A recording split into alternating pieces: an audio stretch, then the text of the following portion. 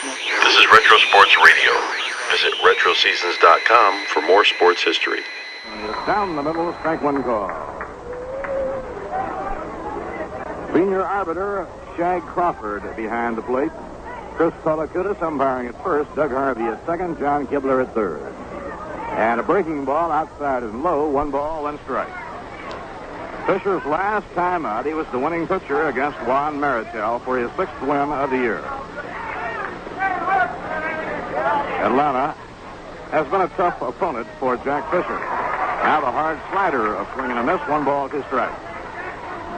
Lifetime against Atlanta, Jack Fisher has won 4 and lost 11. This year he's lost 1 decision to the Braves. The Mets in the outfield swung around toward left. Breaking ball in the dirt, backhanded nicely by Jerry Grody, and the count even 2-2. Bill Adair is on the coaching lines at first base. Bob Kennedy, the former Chicago Cub manager, is on the lines at third. Pitching 2-2. A high pop fly on the left side of the diamond. Hand signal by Bud Harrelson on the rim of the outfield grass. He has it for the out.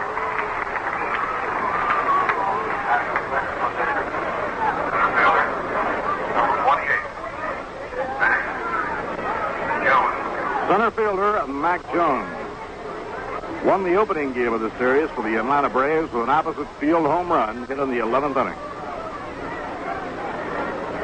Jones hitting at .250 with 11 homers, 32 runs batted in. He goes after a high hard one, strike 1. The Mets and the Yankees in the Mayor's Benefit game on Wednesday night up at Yankee Stadium in the Bronx. Game time, 8 p.m. Hope you can make it. Fly ball in the air to right center. Ron Swoboda digging for it. Throws Larry Stahl, and Larry Stahl makes the catch.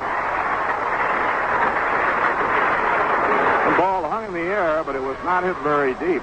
Both Swoboda and Stahl running at full tilt.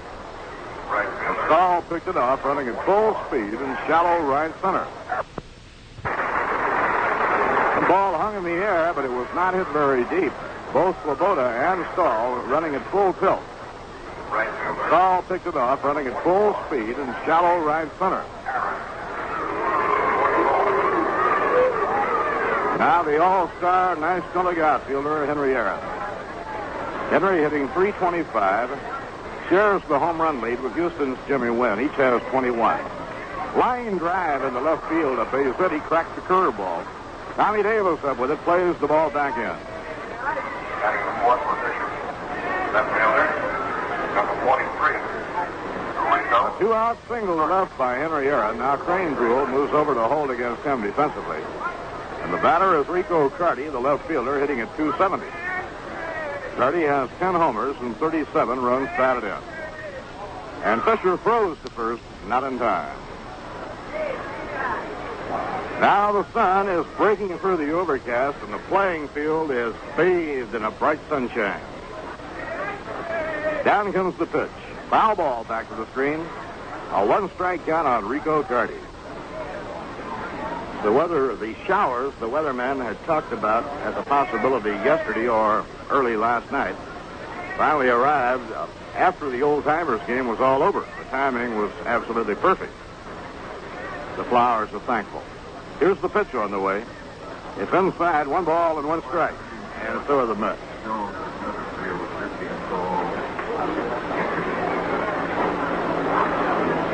Joe Torre waiting on deck.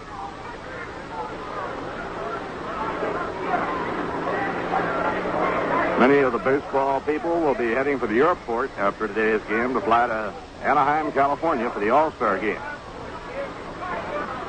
Tom Seaver and Ken Boyer will be going for New York. Ken is the player representative, and the player representatives will have a session during the All-Star break. The 1-1 delivery by Fisher, foul back over the screen right under our broadcasting booth. And the scramble is on as the ball ricochets back downstairs.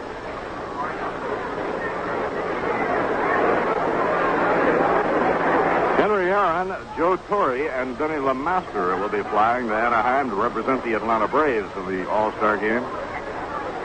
The 1-2 delivery hit off the end of the bat foul. LeMaster has been pitching great ball for Atlanta. After being named to the All-Star team, Denny was hurt and will miss the game due to the injury. His place on the pitching staff has been taken by Chris Short of Philadelphia. Pitching 1-2. Ground ball hit down under the glove of Crane Poole on into right field. Aaron around second is cruising toward third, and the Braves have runners on first and third.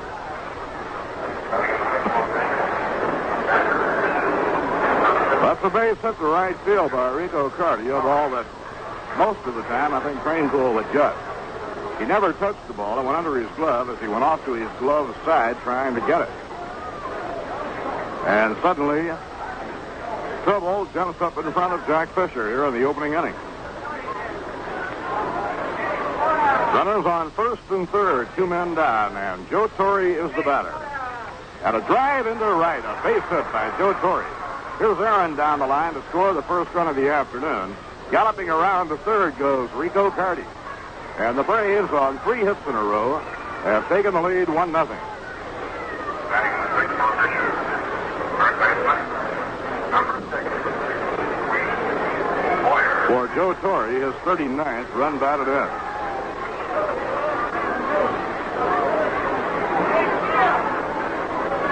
Now the hitter is Clete Boyer. Clete, the runner-up on the Atlanta Ball Club, and runs batted in. He has 49. Runners at the corners, 2 men away. Fisher retired the first 2 batters, but 3 hits in a row, and the Braves have a run in. Now the pitch underway. Low and outside, it's ball 1.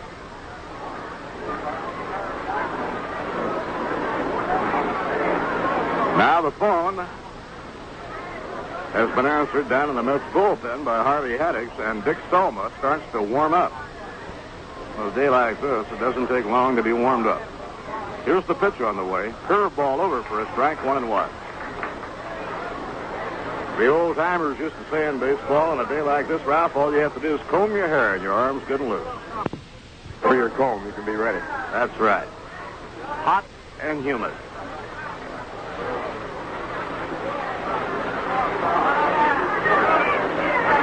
Now Grote's setting up the target. The pitch to Clete Boyer. Gets the outside corner. He was in the black with that. 1 ball and 2 strikes. Bud Harrelson shaded toward the hole on the left side of the infield against Clete Boyer, who has a good stroke to pull the ball. Bob Johnson plays him to hit the ball toward the middle as he shades over toward second. The 1-2 pitch. Ground ball on the right side of the diamond. In front of it is Johnson. He throws to Crane Poole. The side is out. 1 run, 3 hits. No errors, 2 left on. And the score in the middle of the first, the Braves won, and the New York Mets coming to bat.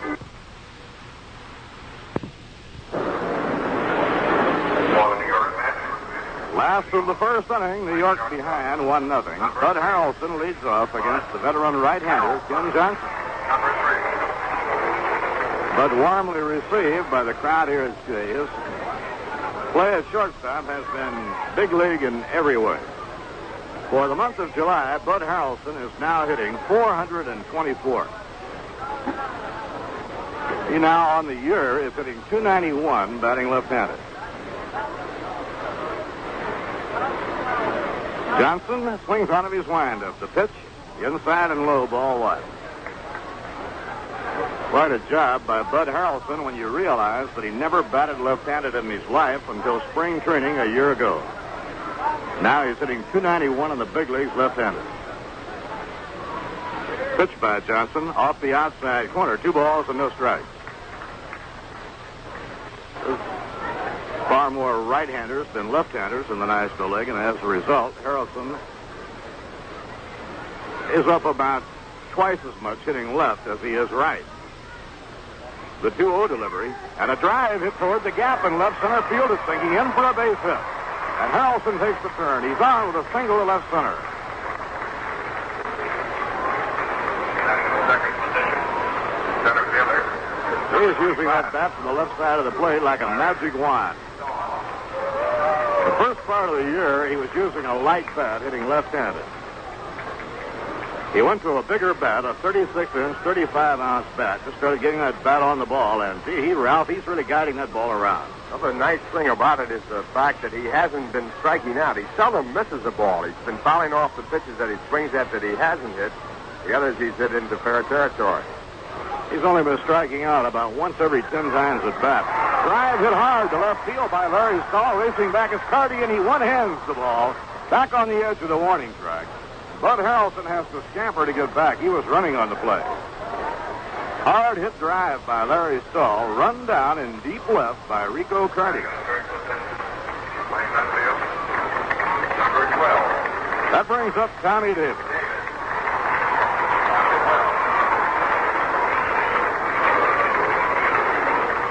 Tommy has really been a wrecking crew against the Atlanta Braves this year. Against Atlanta, and the two teams have now played 12 games this year, Tommy Davis has a 435 batting average.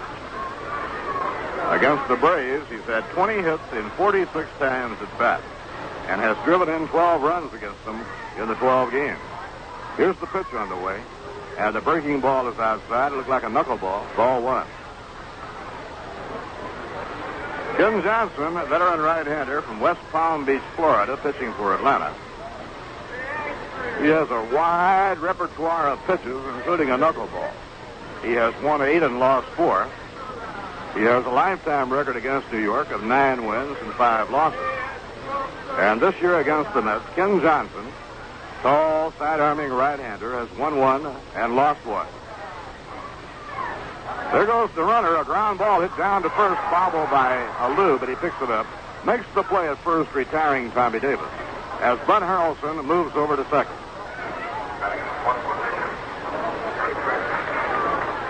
Number 7.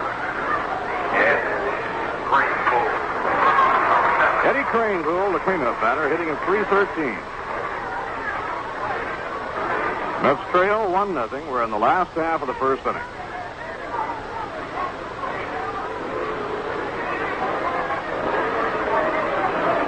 Following the All-Star break, the Atlanta Braves will open a homestand against Philadelphia.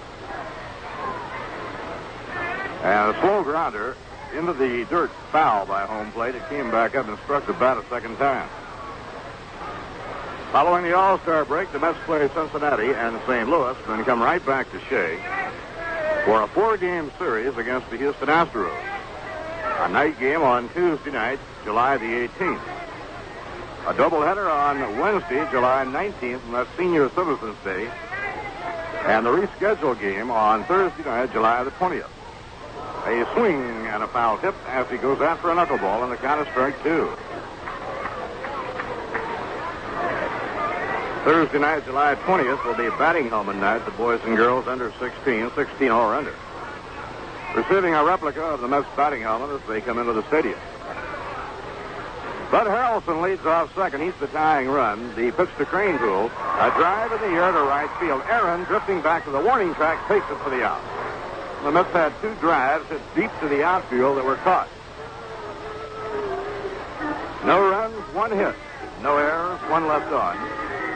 At the end of 1 inning, the score, the Atlanta Braves 1, and the New York Mets nothing.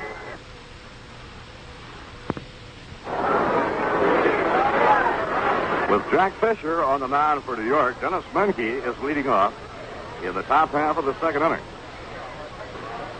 And the hard sliders outside, 1 ball of no strikes. The Braves, with 3 hits in a row, picked up a run in the top half of the first inning. Aaron, Carty, and Torrey had the base hit. And a curve breaks right over for a strike, 1 ball and 1 strike. And now Menke wants the ball examined by Shag Crawford.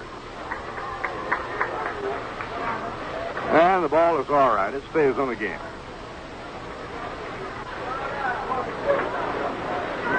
We'll keep you right up to date on all of the other action in the major leagues this afternoon.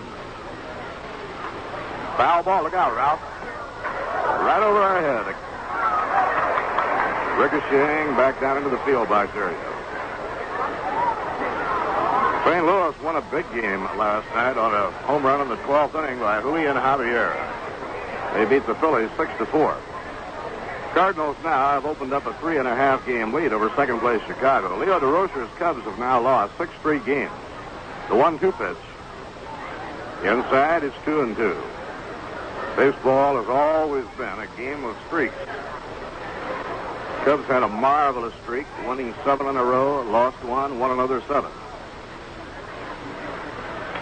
And a smash through the hole, a base hit to left by Dennis Menke. Charles made a headfirst dive for it and almost came up with it. But the Cubbies have now lost 6 games in a row, and they'll rely on Rich Nye, rookie left-hander who has 7 wins to snap the losing streak in the Astrodome today. Don Wilson, the author of the no-hit game for the Astros earlier in the year, will be on the mound. St. Louis and Philadelphia tied 1-1 at the end of 2.5. Larry Joster against Jim Bunning. An old friend and ex-Met Billy Cowan homered for Philadelphia, his second home run since being brought up. And a pitch out, nothing was on. Cincinnati nothing, Pittsburgh nothing at the end of 3.5. Gary Nolan 7-2. 19-year-old rookie right-hander pitching for the Reds against ex-Met Denny Ryban. Ryban has won 4 and lost 4. Later in the afternoon, the Dodgers and the Giants at Candlestick Park in San Francisco. And Woodward, around the bunt, had to get out of the way of an inside delivery. 2 balls and no strikes.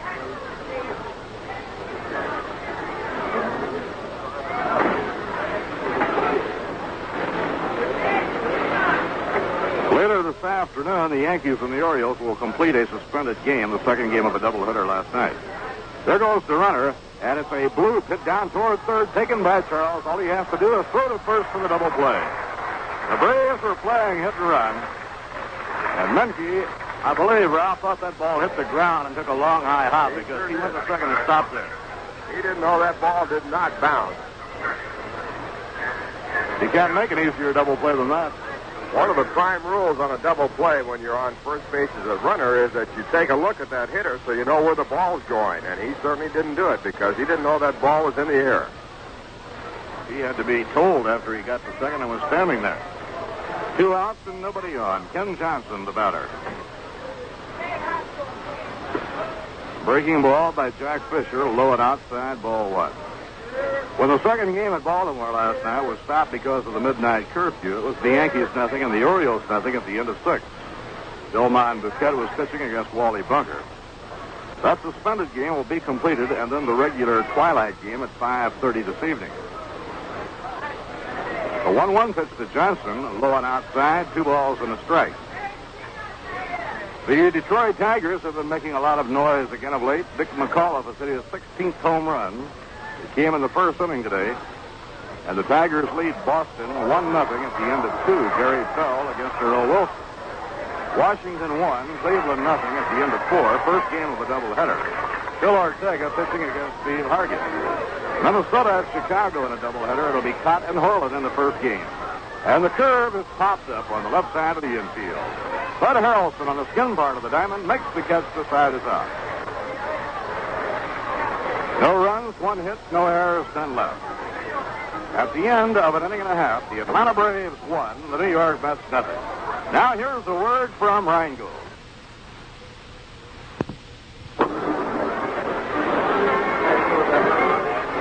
New York trailing by a run. Last of the second, Ron Swoboda leads off against Ken Johnson. Ken Johnson is riding a personal 4-game winning streak. He hasn't lost a ball game since the 4th of June.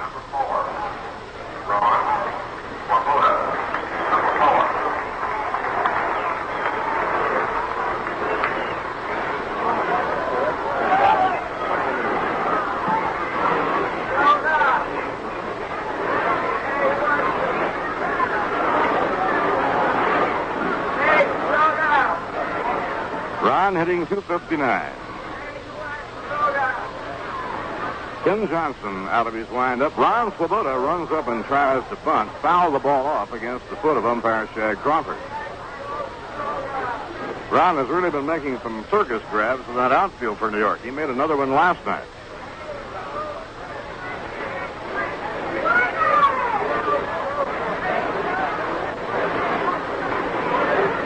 He's played about as much right field on this homestand as you can ask anybody to play.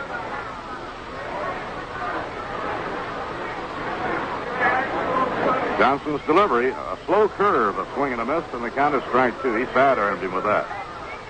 Ken Johnson throws so many different pitches at you, it's hard to figure along with him. There was one right there that Svoboda should have hit out of the parking lot. It was a hanging curveball and sidearm, nice and flat. Another sidearm delivery, and this one is over. Strike three called in the outside corner. One thing about him, Ralph, he's got so many different pitches and different deliveries that it's pretty hard to guess with him. You've got to just be ready. One thing, though, Bob, he doesn't throw hard, so you can look for the soft stuff. You can actually look for breaking stuff off of him because his fastball is not fast. He couldn't hurt you if he hit you. Couldn't puff you left, huh? Now Ed Charles, the batter, against Ken Johnson. Sidearm delivery off the outside corner. One ball and no strike.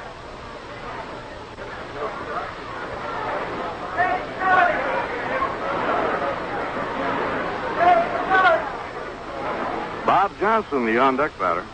Ground ball bounced on the left side, cut off by third sacker Cleet Boyer. The peg to Alou, 2 men away.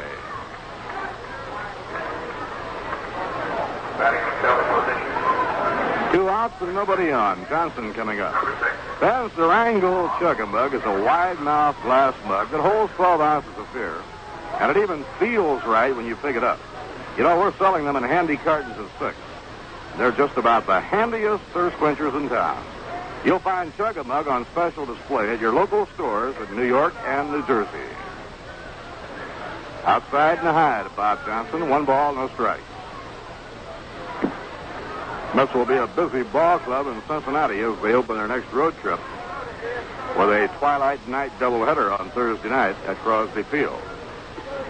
There's the fastest pitch he's thrown, and he wasted it inside and high. Ball 2-0.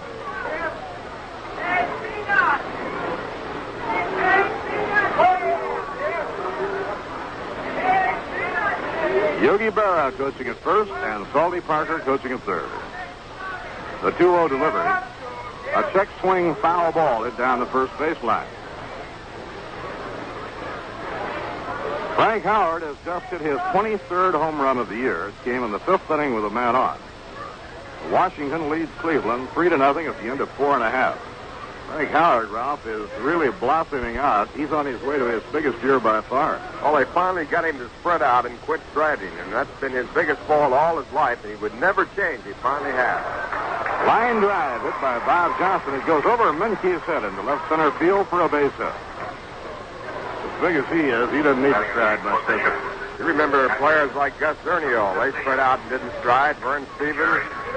And Gil Hodges had a stance that was a widespread stance that used just a little bit of a stride, and he finally prevailed on Frank Howard to cut down that big stride where he would get way out in front, and evidently that's made the big difference.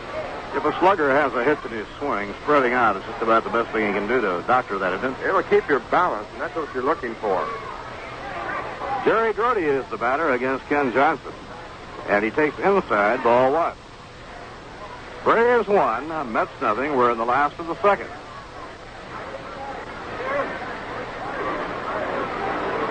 Philippe Alou holding against the base runner, Bob Johnson.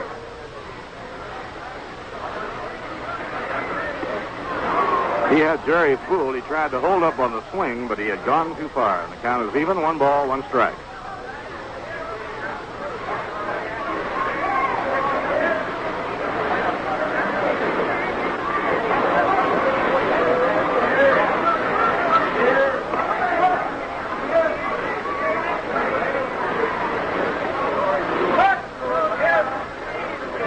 Johnson on the mound. The big right-hander's pitch is popped into the air between the mound and third base. Cleet Boyer under it, and Cleet makes the catch. The side is out.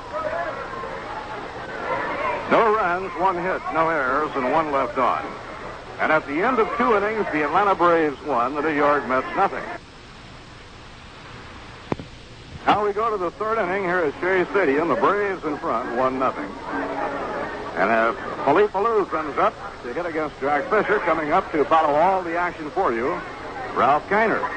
Thank you, Bob Murphy, and hi, everyone. Philippe Alou, the lead off here in the top of the 3rd. The Braves in front, 1-0. Jack Fisher pitching for the Mets. And the first pitch to Alou, a curveball, a wild swing and a miss at strike one. Frank Howard leads the major leagues in home runs now with his home run today. His highest total, 31 in any one season. Now the pitch back, slice foul to the right side. Strike two. Frank now with 23 and the season about halfway through. He untied the tie between himself and Harmon Killebrew. In the National League, a tie between Jim Wynn and Hank Aaron for the leadership, 21. Philippe Alou popped up the shortstop his first time up, batting at 280, a right-hand batter. The two-strike pitch by Fisher is popped up again, this time in foul territory. Coming over is Ed Charles to make the play for the first out here in the third. Now the batter coming up is Mac Jones, and we'll pause for station identification. This is the New York Mets Baseball Network. You're tuned to the bright sound in radio. WGY, a General Electric Broadcasting Company station at 810 on your dial, Schenectady, New York. Ralph Kiner along with Bob Murphy and Lindsey Nelson from Shea Stadium. The first pitch to Mac Jones, a curveball down low, and Jones goes for it. A swing and strike one.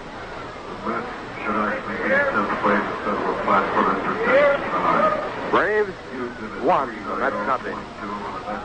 In the background, announcement that changes the stat sheet here. Now a foul ball and a ground ball swing at strike two. On the stat sheet, they have the Mets in ninth place, virtually in a tie with Houston at 390. Actually, what is the case, the Mets are 17 1/2 games out of first place. Houston is 18, but due to the difference in games played, Houston leads in percentage. They have a percentage of 390. If you carried on down one more point, 3.904. The Mets have a percentage of 3.896. Now the next pitch is outside. Fastball missing. 1 ball, 2 strikes. What they have done on the stat sheet was narrow it down to the nearest 3-number figure, and that would put them both at 390. But technically, Houston is in ninth place. 0.08 of a percentage point higher than the Mets. Now a swing at a curveball, strike 3, and Jack Fisher gets his second strikeout. Right fielder, Hank. That brings up Hank Aaron. Hank singled on one pitch his first time up and has scored the only run of the ball game. Aaron with 21 home runs, 56 runs batted in. He has scored 67 runs so far this year in 78 ball games, batting .328, and he grounds the first pitch down to short. Bud Harrelson comes up throwing and gets him by about 3 strides to retire the side. 1-2-3 for Jack Fisher, and the score at the end of 2.5 innings. The Atlanta Braves won, the New York Mets nothing.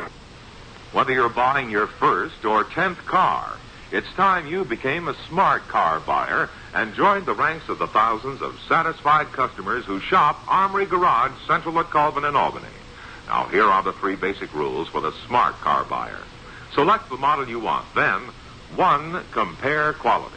Armory Garage boasts the largest selection of quality-tested late-model used cars in the area. 2, compare service. Armory's expert mechanics are qualified to service all the cars on the Armory lot. And 3, compare price. Armory's tremendous volume assures you more for your car buying dollar. Be a wise car buyer. Drive into Armory Garage and talk over your used car needs with the sales manager, Art Neat.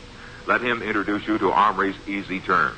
You can buy, sign, and pay at Armory, home of 101 time payment plans. Your credit is wealth at Armory. Follow the wise car buyer to Armory Garage, Central at Colvin in Albany.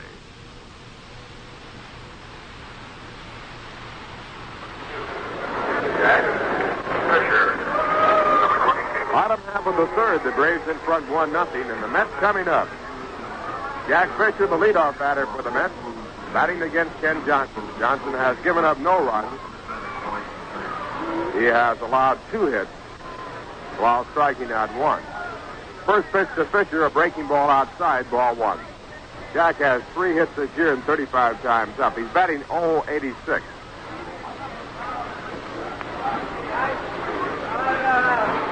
Johnson, a veteran right-hander with a variety of pitches. His next delivery is a fastball hit off the end of the bat down towards first base. Felipe Alou comes up with it, trots to the bag for the unassisted out. And the first out here in the bottom half of the third. That'll bring up Bud Harrelson, who has a base hit and one time up. Bud now batting .272.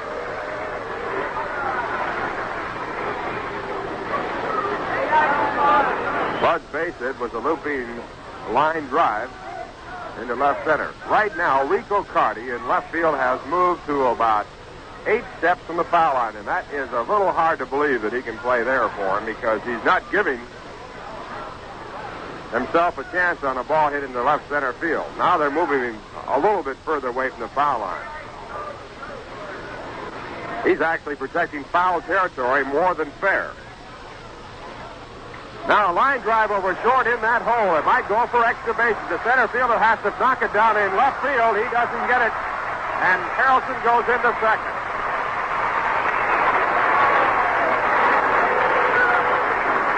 So Bud Harrelson taking advantage of the defensive position of Rico Carty in left field, hitting the ball right directly to left field, and the center fielder had to come over and stop it from going on through. 2-base hit for Bud Harrelson, and the Mets now have the tying run at second base with 1 out, and Larry Stahl coming up. The double by Harrelson, his 8th this year. He has a torrid pace going here in July. Ken Johnson in the set position, and the first pitch to Larry Stahl is a knuckleball over a called strike. Larry on a hit-and-run play in the first pitch, his first time up. Slide out to deep left center field.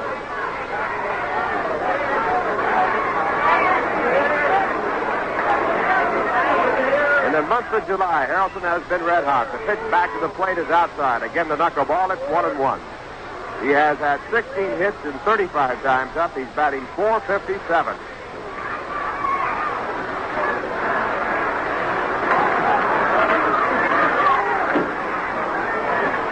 One ball, one strike. And the next pitch to Stahl is called strike 2. Larry thought the pitch was out of the strike zone and took it. Now backing out of the batter's box. 1-2.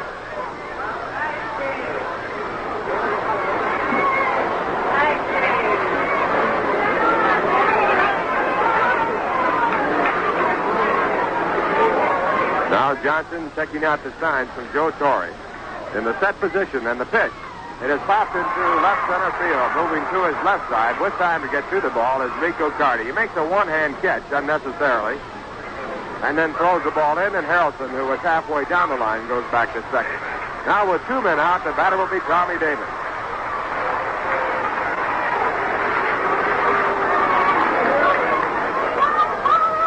Tommy on a hit-and-run play grounded out to first base his first time up. On the play, Bud Harrelson moved down to second, but he was left there in the first inning.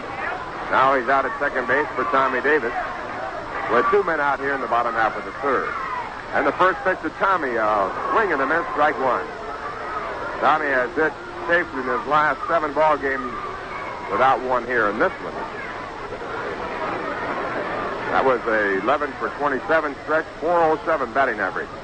Got 4 for 4 last night, his 1,000th Major League base hit his last time up.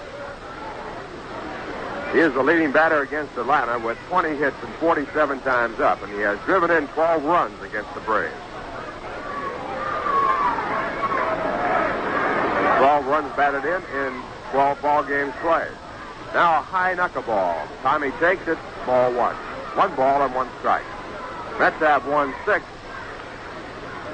of the 12 games played, the most they have ever won against Atlanta in their history. 6-1 season.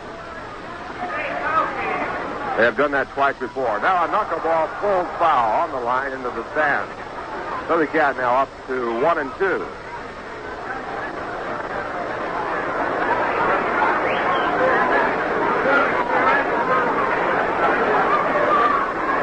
As Ken Johnson wipes off his brow as he looks out towards center field. Braves leading 1-0. They have 1 run on 4 hits. The Mets have no runs and 3 hits with a runner at second base. Now Johnson back to the plate, and a knuckleball has popped up in the shallow left field. Going back is Menchie. He might not get to it. Coming in the Carty. He cannot get it. It drops into a base hit, and Harrelson scores the tying run. Tommy Davis with a fluke hit, a little fly ball that dropped in front of Rico Carty, who was playing the deep left field, and he couldn't get to it. The shortstop, Menke, took after it. He couldn't get to it.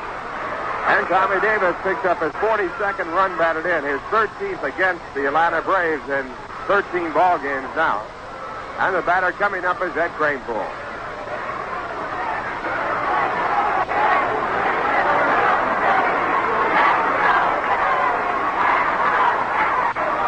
Tie ball game, 1-1, and a knuckleball to Kranepool is low, ball one. Eddie flied out to deep right field his first time up. Batting at .312. Now Johnson sets up again, and the pitch to the plate is a fastball outside, ball two.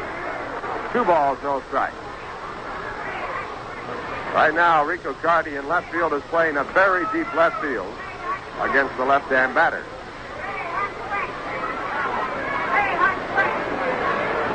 Center fielder Mac Jones is fairly shallow in center, shaded over toward right. Now a knuckleball back is outside. It's ball 3. 3 balls, no strikes with Ron Swoboda on deck. And the sign is going out to the bullpen to warm up. A right-hand pitcher.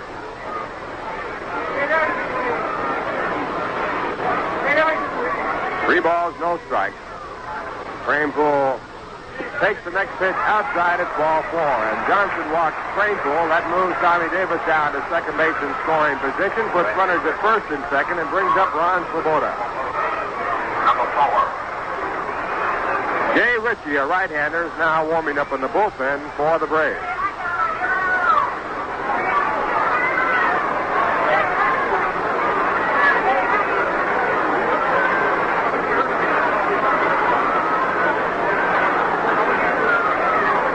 Walk given up by Ken Johnson, his first in the ball game.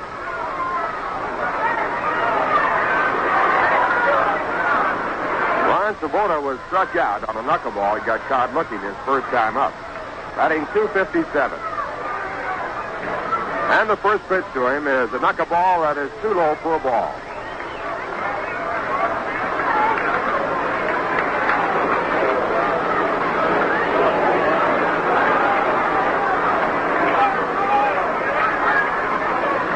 Sets up again. Davis at second base and Kranepool at first. The pitch back is a breaking ball that's over the outside part of the plate. Strike one call. 1-1.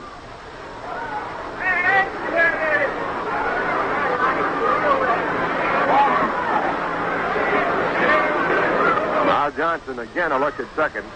And the pitch. It is fouled back out of play. So Johnson out in front with a count at 1 ball and 2 strikes. Swoboda has batted in 17 runs so far this year in 58 ball games.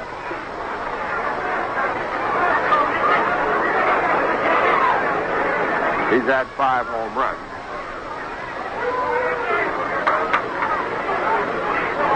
1-2, and Johnson now back again. And a fastball almost hits him as he turns away. Pitch way inside, 2-2.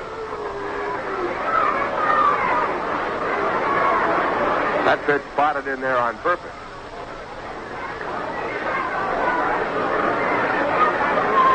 Trying to make his other stuff look better. Johnson wasting the fastball inside. Now he sets up. And the 2-2 delivery is a curveball outside. Way outside, and the count now 3 balls and 2 strikes. On-deck batter is Ed Charles. And with 2 men away, the base runners at first and second will be going with the pitch. Fine hitting position for Ron Swoboda.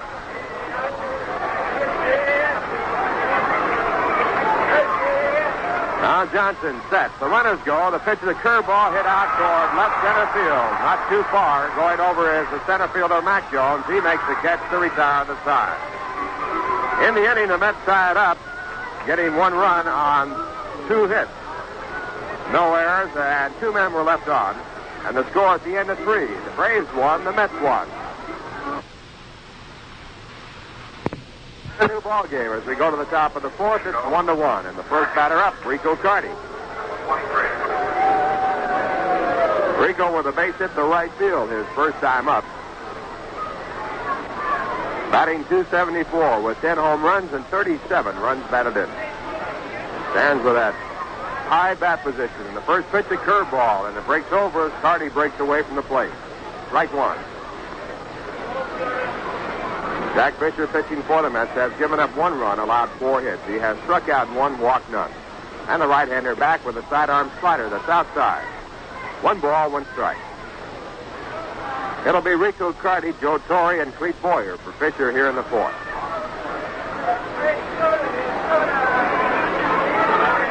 And the 1-1 delivery is grounded foul out toward Bob Kennedy, the third base coach. Bob, at one time a third baseman, later on an outfielder with several ball clubs, White Sox, Cleveland, and a former managing coach of the Chicago Cubs. Leo DeRosa, when he took the job with the Cubs, said, I don't care what they call it upstairs. On the field, I'm the manager. He has done that job on the field. That rotating coach's plan put in by Mr. Wrigley certainly proved to be not good. Now a swing and a ground foul ball. Ball rolling away, and the count 1-2. Cubs have lost 6 straight ball games, but they're still in second place. They, before losing the games, were tied for first with the St. Louis Cardinals. The Cardinals now lead by 3.5 games, picking up that much ground. Cincinnati's in third, 5 games back. Last time they've had a Chicago series was back in 1906. Now a ground ball hit out to third. A nice hop as it comes up to Ed Charles, making the play an easy play and throw to first base. Retires Rico Carty. 1 away in the top of the 4th.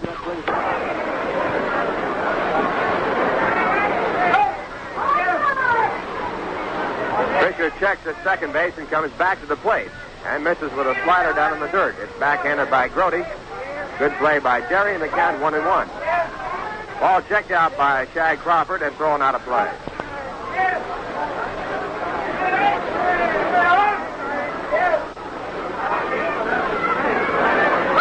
Action in the bullpen for the Mets. Dick Zelmo starting to throw.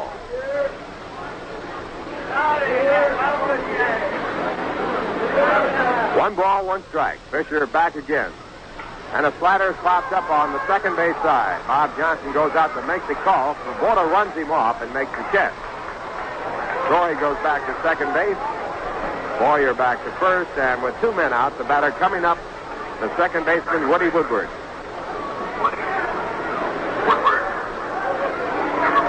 Woody hit into a very easy double play. You can make any double play easily.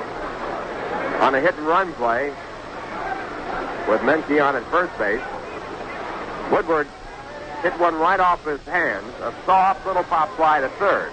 Menke didn't see the ball and went all the way down to second. And after Charles caught it, he could have walked to first base to put the force play in there. But he threw on over to Cranepool for the double play. First pitch to Woodward, a curve that breaks over, strike 1. Big curveball by Jack Fisher. Woodward batting .230. His first time up with a runner at first base and no one out. That was in the second. Billy Hitchcock had him out to bunt, with the pitcher coming up next. They then switched to the hit-and-run play, and the result of double play came after that. Now a foul ball off a fastball. Ball going back over the screen, strike 2.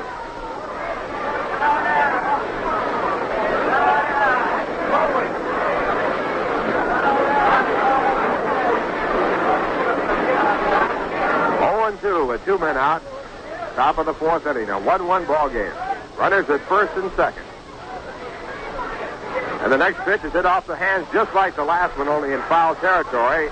Charles goes over and makes a soft catch to retire the side. Fisher getting him twice with a fastball in off the hands. No runs, 2 hits, no errors, and 2 men left. And the score at the end of 3.5 innings, the Atlanta Braves won. New York Mets 1. Another bright idea from the folks who care. Try cold burgers with cheese. Start with a burger roll and select any of your favorite first prize sliced cold cuts. Pile 'em on thick. And for a final flourish, add a slice of cheese. Just great for a fast lunch for the whole family. Kids love cold burgers with cheese, and when they're made with First Prize cold cuts, you know they're chock full of healthy, meaty proteins. Tobin's First Prize means they're the finest ever made, and there's a First Prize variety to please every taste. The very best meat. The very best meat. Makes the very best meal. Makes the very best meat. So look for the meat. So look for the meat. With the First Prize seal. With the First Prize seal. First Prize products from the folks who care. Tobin's First Prize. Delicious.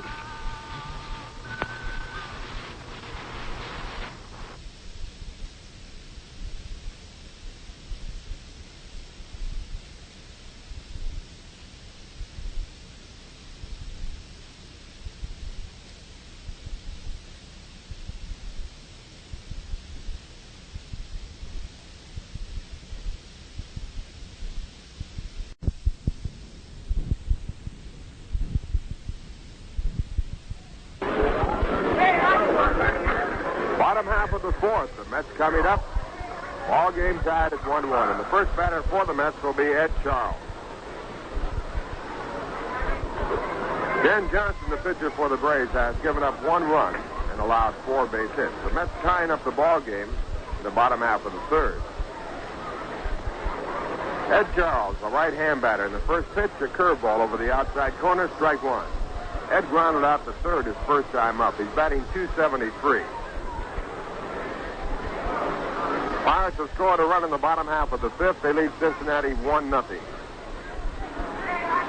1 strike pitch, a fastball, a swing for strike 2.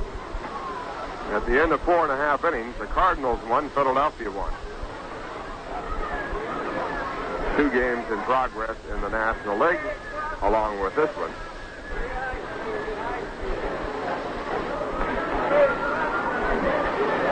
And a sidearm curve now to Charles, but it's too far outside. 1-2. At the end of 3, Detroit 5, Boston 3. First of 2. Now at 1-2, a knuckleball hit deep to left field. Rico Carty back. He can't get to it. It's going and kisses goodbye.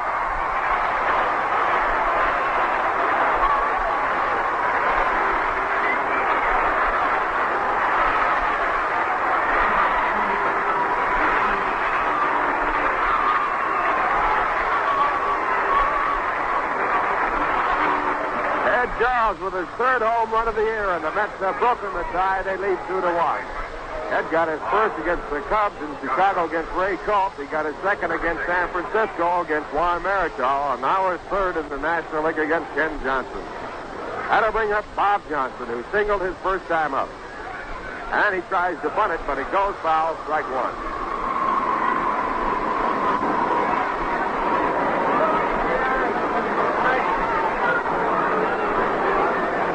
Johnson down the line after the bunt, coming back to get back in the batter's box. At the end of 5.5 innings, Washington 3, Cleveland 2. At the end of 2, Minnesota 0, Chicago 0. The game's in progress in the American League. 1 strike pitch hit deep but foul down the left field line. Count goes up to strike 2. That ball was far enough, but it was foul. Johnson has 2 home runs for the Mets. He has driven in 10 runs. He's batting .333. 23 base hits and 69 times up.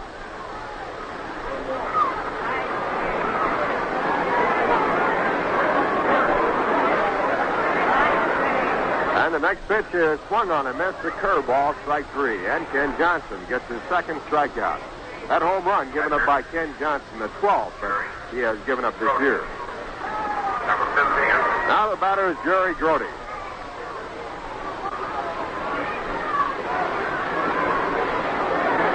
Jerry popped to 3rd his first time up. He's batting .206.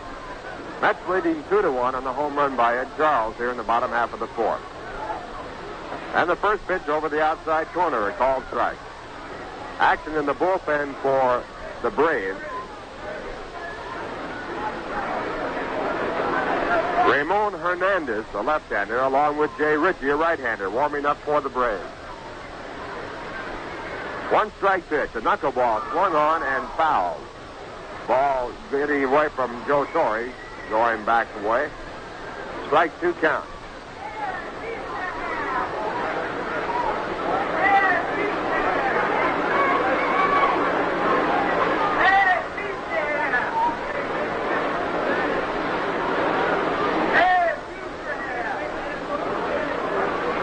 And at 2 strikes, Johnson goes sidearm with a fastball that swung on and fouled off. Jerry Grody being pitched in tight and fouling the ball off to the right side. Count remains at strike 2.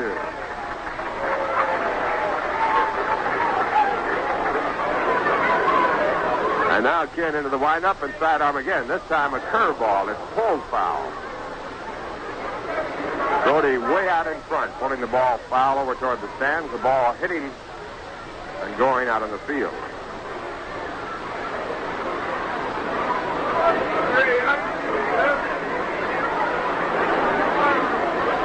Mets leading 2-1. 2 runs, 5 hits. The Atlanta Braves 1 run and 6.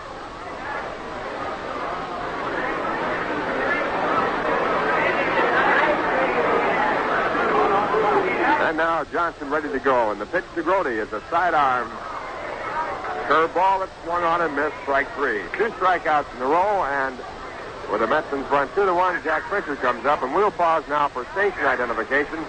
This is the New York Mets Baseball Network. Hi, neighbor. At 5:45 a.m., the rooster crows, and the Chanticleer appears to help you wake up. At 12:15, Hank Coons joins me on Farm Paper. Here on WGY, Schenectady. Ralph Kiner along with Bob Murphy and Lindsey Nelson from Shea Stadium. First pitch to Fisher is hit out to shallow right field. Hank Aaron shaded over near the line, has no trouble to get near it, and he makes the catch that retires the side. But in the inning, the Mets break the tie, scoring 1 run on the home run by Ed Charles, the only hit in the inning. No errors and no one left on base. And the score, at the end of 4, the Mets 2, the Braves 1. Armory Garage is one of those companies that never stops trying to improve their business. They're proving that fact every day at the corner of Central and Colvin in Albany. Instead of sitting back smugly, knowing Armory Garage is the biggest volume dealer of used cars in the area, sales manager Art Neat tries to improve sales and service daily. For example, at Armory, you'll find easier credit. If you have the ability to pay, they'll say okay and set up a time payment plan custom tailored to your budget. Because of the tremendous volume of new cars sold weekly at Armory Garage, the selection of used cars is unrivaled. You'll find wagons, convertibles, 2- and 4-door sedans, from economy models to prestige automobiles, priced to move. And to keep that car on the move in top condition, Armory mechanics are trained to service all makes and models sold on the Armory lot. For the very best car buy, try Armory Garage first. They're located at Central at Colvin in Albany, open daily, including all day Saturday.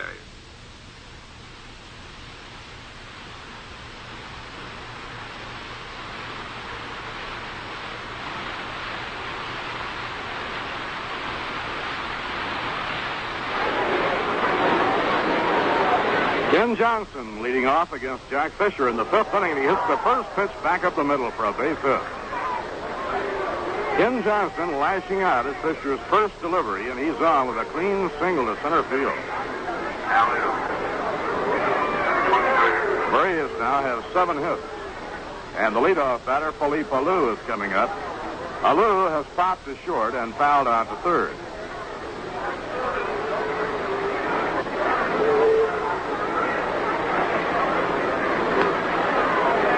Now Fisher checks the runner at first, delivers. And it's under the knees, 1 ball and no strikes.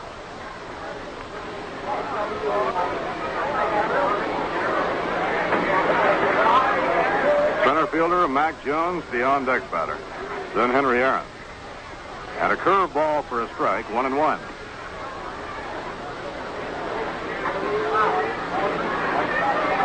Mets would love to win this one today and close out the homestand with a record of 8 wins and 6 losses.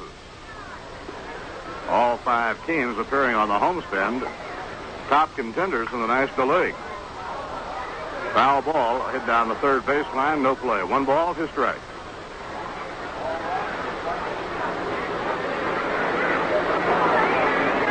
Mets opened this homestand with a two-game series against Pittsburgh. Then 2 with Philadelphia and 4 with St. Louis. 3 with the Giants and 3 with the Braves. Foul ball squibbling back over toward the visiting dugout, no play.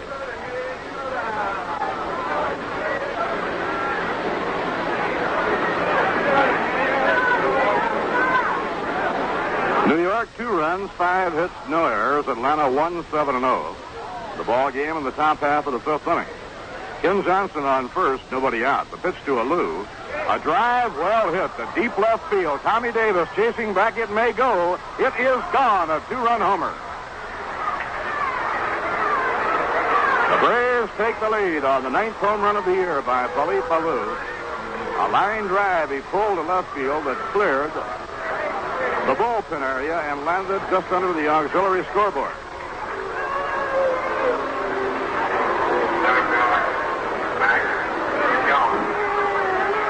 Braves quickly take the lead on a 2-run homer by Alou. They're now in front 3-2. Dick Selma on call in the bullpen. A grounder hit foul down the first baseline by Mac Jones.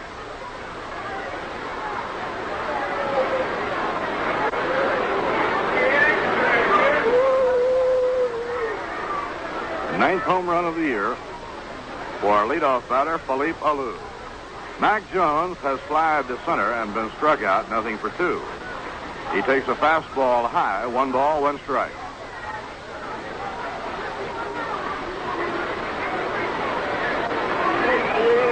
Braves led in the first inning, 1-0. The Mets tied the game in the third. And a fastball high, 2-1. Then New York went in front in the 4th inning on the home run by Ed Charles. But a single by Ken Johnson and a home run by Philippe Alou has put the Atlanta Braves back into the lead. Pitching 2-1. He goes after a breaking ball and misses. Strike 2, 2-2.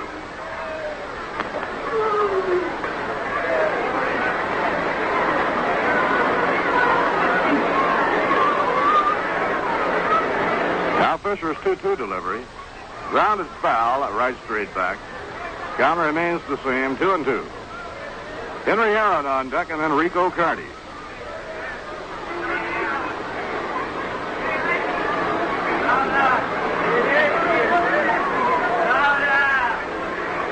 Ground ball hit down the first baseline. It's fair. Grabbed by Cranepool. He races to the bag and makes the play unassisted.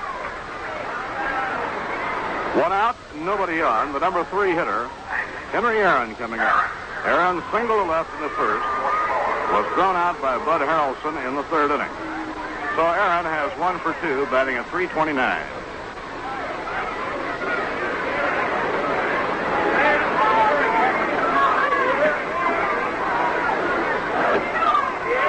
Now the pitch on the way.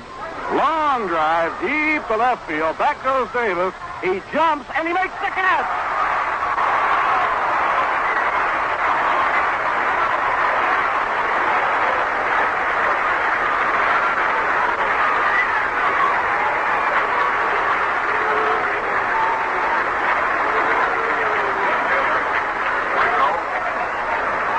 Warm hand for Tommy Davis. Beautiful jumping catch right against the fence in deep left field. Rico Carty, the batter, and the pitch is high, ball 1. Tommy timed his leap absolutely perfectly. The very height of his leap, he made a one-hand grab high over his head.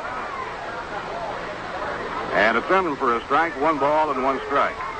Hard to say for sure whether or not the ball would have gone over for a home run had it not been caught or not, but it was very, very close. Hard hit drive by Henry Aaron. The 1-1 pitch down to Carty. A grounder hit foul, and the Braves have been hitting Fisher hard in this inning.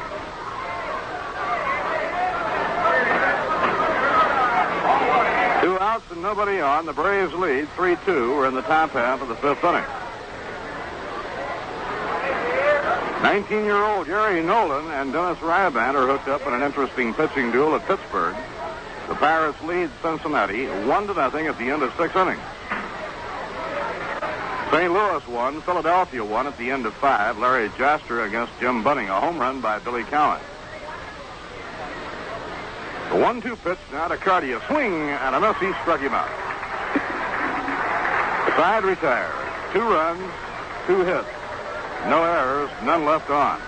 So we've come halfway. At the end of 4 1/2, the Atlanta Braves 3, the New York Mets 2. Mets fans, imagine if you can the glorious Mets in person at Shea Stadium. Try to visualize the excitement of big league baseball. The triumphant Mets face-to-face with the Los Angeles Dodgers. All yours, absolutely free. See Tommy Davis, Yogi Berra, Wes Westrom, and the whole team. Win a pair of tickets to the Mets game coming up Sunday, July 23rd. Just send a card to Glorious Mets, WGY Schenectady. You may win 2 free tickets to the Dodgers-Mets game on July 23rd. Our most recent ticket winners are Kurt Brown of Del Mar and John P. D'Annunzio of Waterville Elite. What else? Make it easy on yourself when you tune in all the evening and weekend Mets games here on WGY. And get a handy-dandy WGY program schedule that gives all the times, dates, and places of Mets baseball on WGY. For a WGY Mets schedule, write Mets Schedule, WGY Schenectady. You'll be glad you did.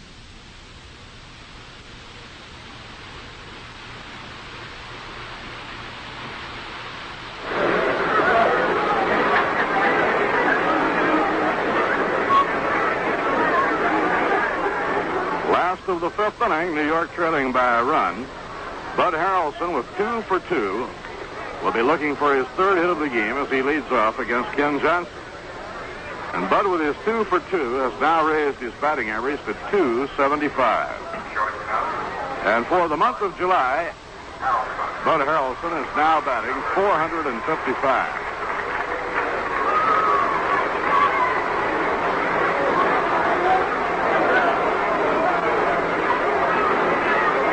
Has been up twice, single to left center, and double to left center. The last time he came up, Carty was playing him over about 8 strides from the left field line. This time, Billy Hitchcock has moved him back more toward a normal left field position. A drag bunt. Racing after the Zalou, a base hit.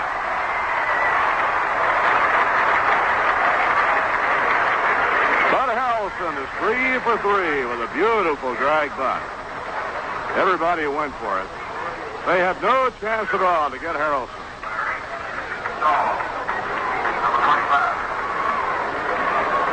That brings up Larry Stahl. That is base hit number 6 for the New York Mets. Mets have the speedy Harrelson on first. He's the tying run. Skies are much darker overcast now. For a while, the sun had broken through. The overcast has returned, and it's pretty dark. Johnson off the stretch. The pitch to Stahl, and he pops the ball up near third base. Clete Boyer in fair territory near third makes the catch.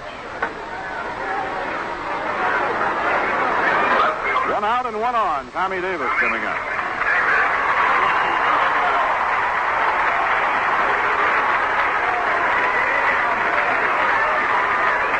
Tommy's Texas Ligger to short left field drove home Bud Harrelson in the 3rd inning, and for Tommy Davis, it was his 42nd run batted in. Philippe Alou holding against Harrelson at first. The outfield swung around to left. And a high pop foul that might be playable. Torrey coming back near the backstop, has a play, and grabs it for the out.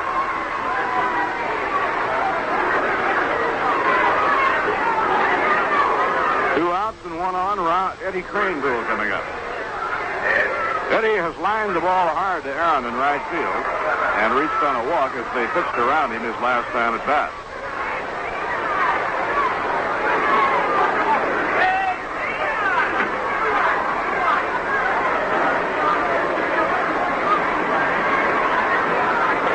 Braves 3 runs, 8 hits. The Mets 2 runs, 6 hits were in the last of the 5th inning. A throw to first. It's not in time.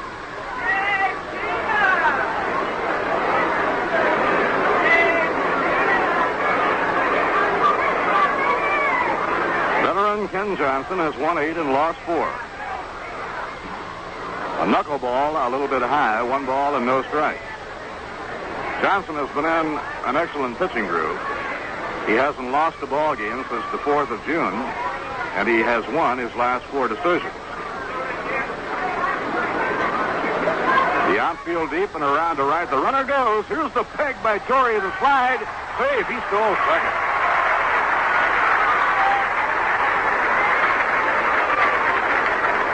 Bud Harrelson, with his 5th stolen base of the year, sets himself into scoring position.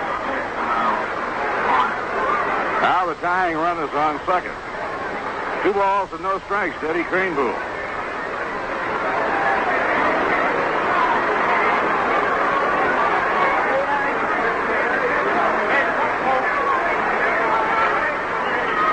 Drive hit toward the gap in left center field. Carty racing towards Chad Gillett.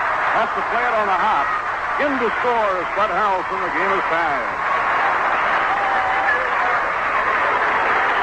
Eddie Craneboom tying up the game with a line drive single to left center field. His 25th run batted in. Well, we've really got an interesting ball game going. Billy Hitchcock is coming out of the dugout. Jay Ritchie and Ramon Hernandez are both warmed up and ready in the Atlanta bullpen if Hitchcock elects to make a pitching change at this time.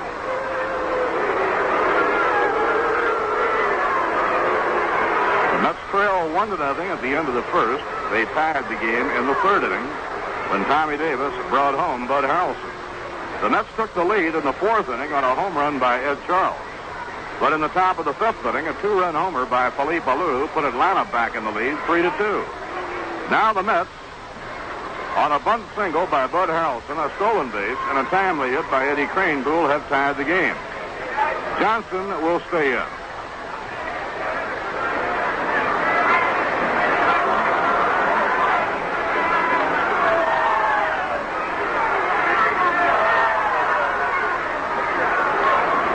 Swoboda is the hitter. Ron has struck out and flied to center.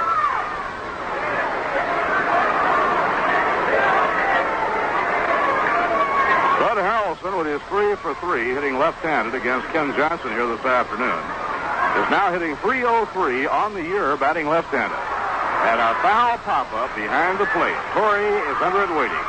Near the fungo circle, he takes it for the out, and the side is out. 1 run, 2 hits. No errors, 1 left. 5 innings complete. The Atlanta Braves, 3 runs, 8 hits, no errors. The New York Mets, 3 runs, 7 hits, and no errors. Now Johnny McCarthy's ground crew comes out to manicure the diamond for the second half of the ball game. Bus service is available from Upper Manhattan, New Jersey, and Rockland County. As you think about the next homestand of the Mets that starts against the Houston Astros on Tuesday night, July the 18th. For those of you living in that area, Upper Manhattan, New Jersey, and Rockland County, express bus service is available from the George Washington Bridge bus station. That's 178th Street and Broadway in Upper Manhattan, and it comes directly to Shea Stadium. The buses leave the bus station 2 hours before and 1 hour before all mid-home games. Buses depart from Gate E, the subway gate, up to 20 minutes after the game for the Bridge bus station. And a child 12 or under, accompanied by an adult, can ride free.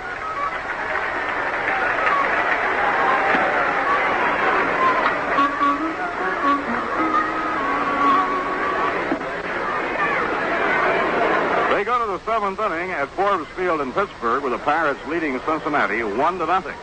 Gary Nolan pitching against Dennis Ryback. St. Louis won, Philadelphia won. They're now in the 6th. Jasper against Bunning. Cubs did not score in the first in Houston. Rich Nye pitching against Don Wilson. The Dodgers and Giants later this afternoon. The Tigers lead the Red Sox 9-3 at the end of 4, and they have Earl Wilson on the mound looking for his 10th win. Bell started. San Diego in the 3rd and Wozlewski in the 4th. And he's hit by a pitch. Joe Torre, leading off the 6th inning, catches one on the side. Torre has been up 3 times, has 2 hits, and now has been hit by a pitch. And it brings up Clete Boyer. First game of a doubleheader, Washington 3, Cleveland 3 after 6.5 innings. The White Sox lead the Twins 1-0 at the end of 3 in the first game of a doubleheader. Jim Cott against Joel Horland. Cott, a 25-game winner last year, lost 7 of his first 8 decisions this year. Now has won 6 of his last 7. And if he can win today, he'll be back to 500 with a record of 8-8. Pete Boyer, the batter. And a curve bends in at the knees, strike 1.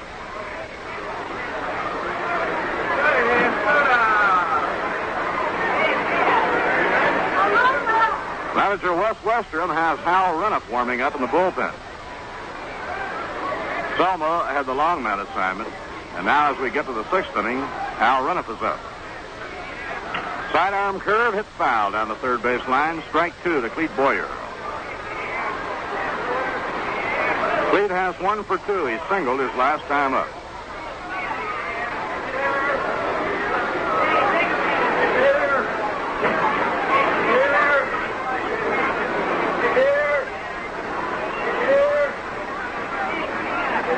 Sidearm pitch. Fastball just a little bit low. 1 ball, 2 strikes.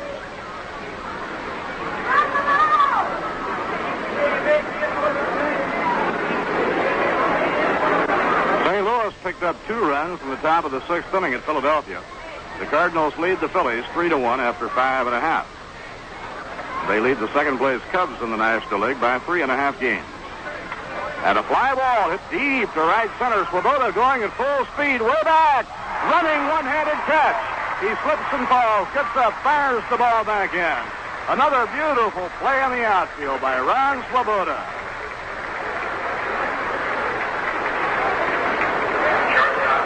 He has played a tremendous right field all through this homestand. Ron has become certainly a top-notch outfielder.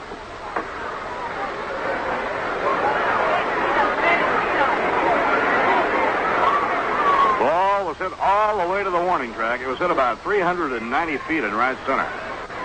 Dennis Menke has singled to left and flied to short right. Fisher's delivery is over at the knees, strike 1. Jack has been having trouble fooling anybody the last 3 innings. The Braves had 2 hits in the 4th inning, 2 in the 5th inning. Check swing and a ground ball hit right down to Cranepool. He steps on first, throws the second, tag play, double play. Harrelson putting the tag on Joe Torre. Cranepool stepped on first, getting Menke on the check swing grounder. That took off the 4th play, so Harrelson had a tag play on Torre, and he makes it for the double play. No runs, no hits, no errors, none left. And at the end of 5.5 innings, the score, the New York Mets 3 and the Atlanta Braves 3. Have you heard what's going on at Gulf service stations?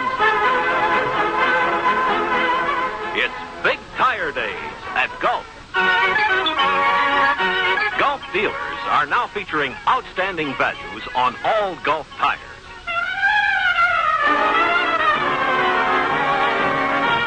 Including Gulf's new high-performance tire, the Grand Sport. The Gulf Grand Sport has been tested at 130 miles an hour. It's the tire for today's high-performance cars. And remember, when you buy Gulf tires with a Gulf travel card, there's no down payment, no carrying charges, and months to pay. Big Tire Days are going on at Gulf. Get in on them.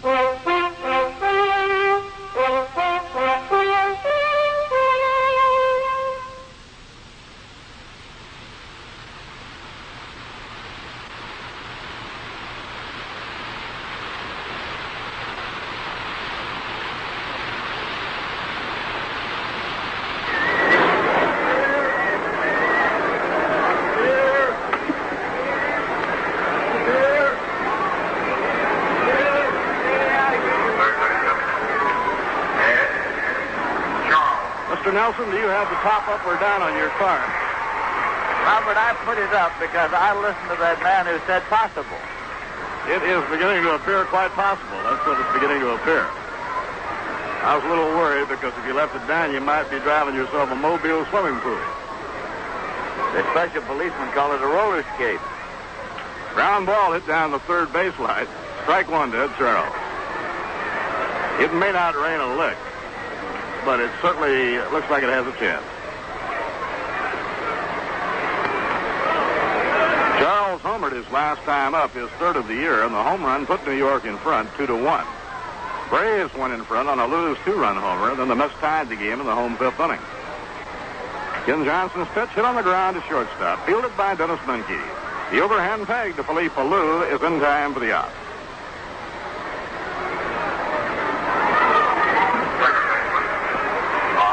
Bob Johnson coming up.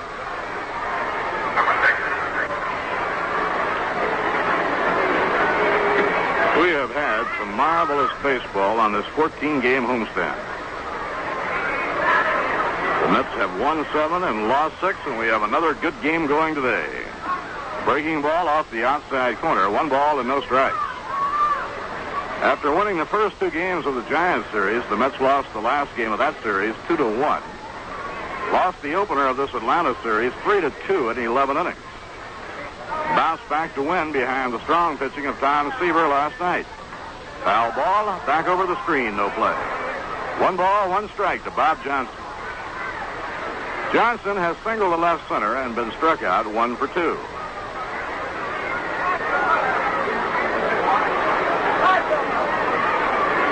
Wednesday night will be an important night to the Mets as far as their future pitching plans are concerned. Don Cardwell will be pitching for the first time since going on the disabled list. And a pop foul outside third. Boyer scooting over on the warning track, and he makes the grab.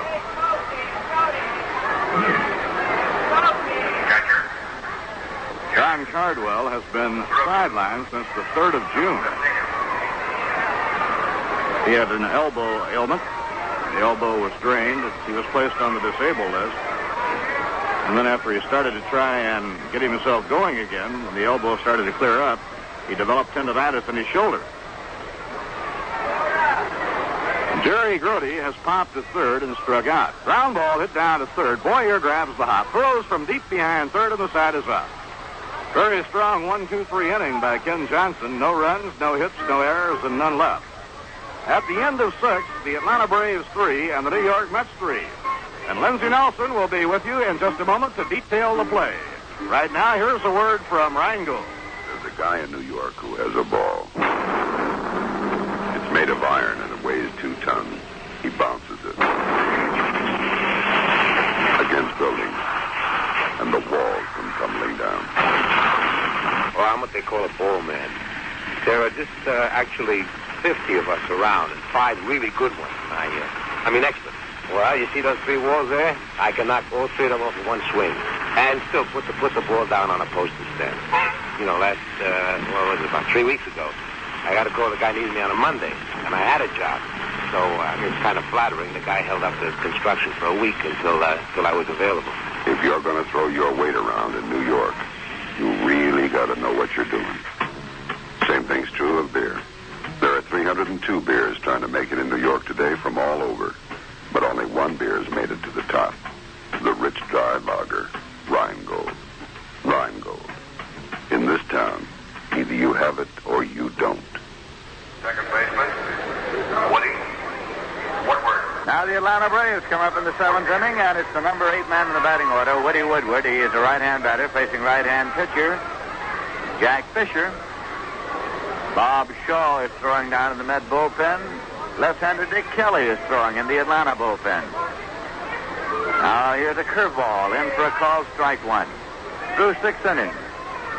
The Atlanta Braves 3 runs, 8 hits, no errors. The New York Mets 3 runs, 7 hits, no errors.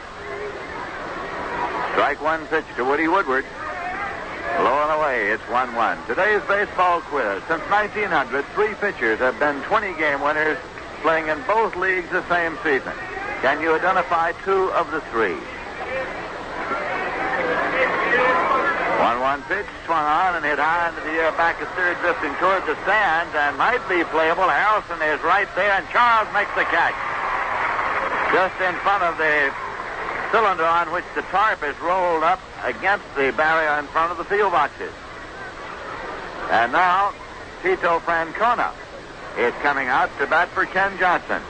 Francona is a left-hand batter, picked up earlier this year by the Atlanta Braves.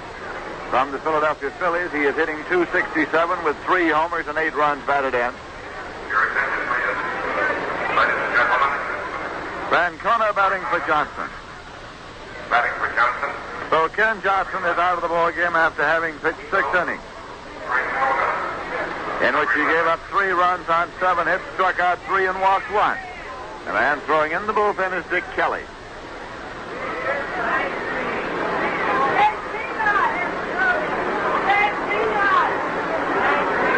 Francona settling himself into the batter's box. 1 man out, nobody on base.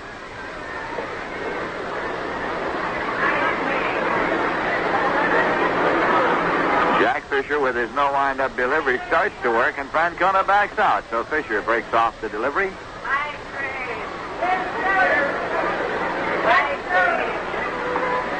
Now pitch that is low for a ball. Double barrel action now in the Met bullpen.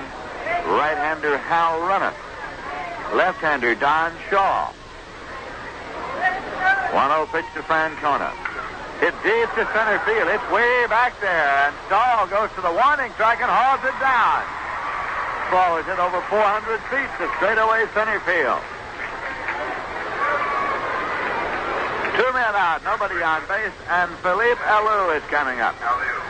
He had a 2-run homer in the 5th inning that put the Braves temporarily ahead, bringing them from behind.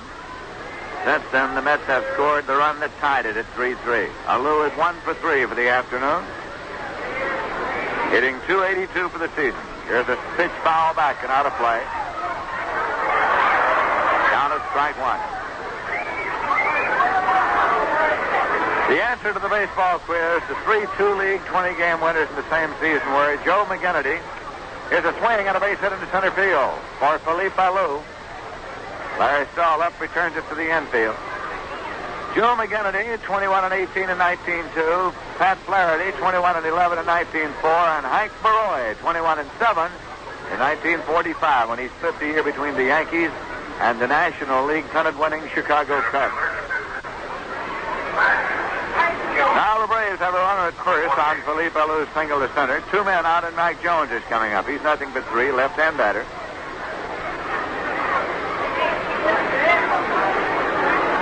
Rainpool comes over to hold against the runner. Fisher sets and steps off the rubber.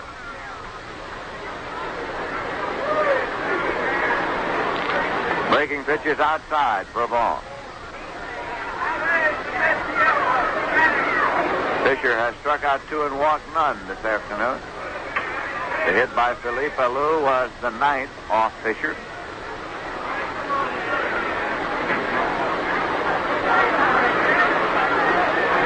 Alou takes his lead. 1-0 pitch, curveball high, and it's 2-0. Hank Aaron is waiting on deck.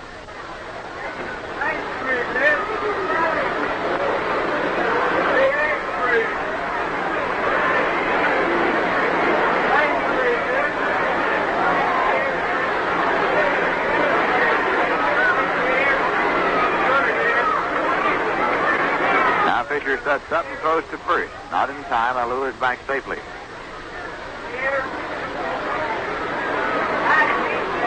Mac Jones up there with a closed stance at the plate.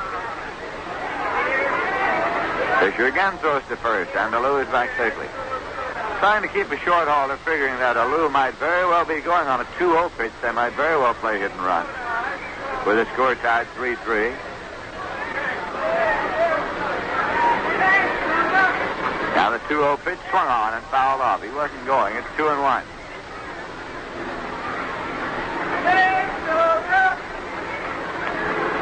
Mets have the defense shaded around toward right on left-hand batter Mac Jones, who has good power to all fields. He led off the 11th inning with a home run over the fence into the Braves bullpen in left field night before last. Swinging a foul ball back and out of play, and the count is even now at 2-2 to Mac Jones. Pete Nelson with Ralph Conner and Bob Murphy at Shea Stadium in New York, and Dick Kelly has come in to do the pitching now for the Atlanta Braves. He worked for 2/3 of an inning last night and was touched for 1 run on 2 hits. He has a record of 1 win and 7 losses. Left-hander, and he'll be working to right-hand batter Jack Fisher up to lead off for the Mets. This is a managerial decision to make right here, allowing Fisher to bat in the bottom half of the 7th inning. Leading off with a score tied 3-3. Fisher is nothing for 2. 3 for 37 this season. Swinging a ground ball to second. Taken there by Woodward and played over to Alou, and there's one away. Now Bud Harrelson's coming up. He is 3 for 3 in this ball game. A single, a double, and then bunted his way on. Listen to the hand for Harrelson. His batting average for the season is .278.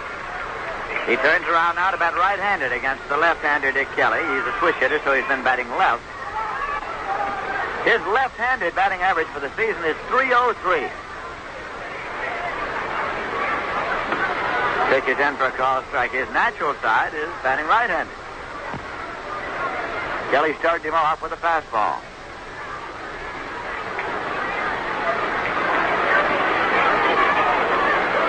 Swinging a ground ball, and it's going deep to short and on through for a base hit. Harrelson has 4 hits as he holds at first. That one was just by Boyer and just by Minchie through the hole in the left. But Harrelson has gone 4 for 4, and so he joins Ed Charles, Jerry Grody, and Tommy Davis as Mets, who have had 4 hits in a game. Last night, Davis did it for the 2nd time this season. And he represents go-ahead run on at first with 1 man out. Larry Stahl scheduled up, but he's a left-hand batter. Harrelson's batting average for the season goes up now to .281.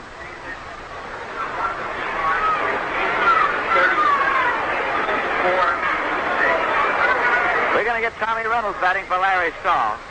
In the month of July, Bud Harrelson has batted .486. Manager Wes Westrom here playing righty-lefty as he takes down his left-hand batter Larry Stahl and sends up his right-hand batter Tommy Reynolds. Claude Raymond, a right-hander, is up and throwing in the bullpen now for the Atlanta Braves.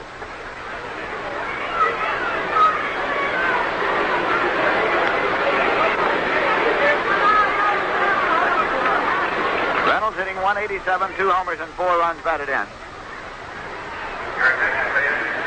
Ladies and gentlemen, for New York, batting for Stahl, number 16, Tommy Reynolds. The score is tied here. The Mets 3 and the Braves 3, with the Mets batting in the bottom half of the 7th inning. Philippe Alou comes over to hold against Bud Harrelson.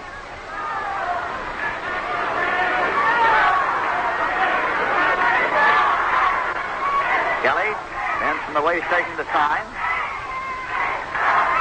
Now the pitch to Reynolds. Swung on and fouled off to the right side out of play.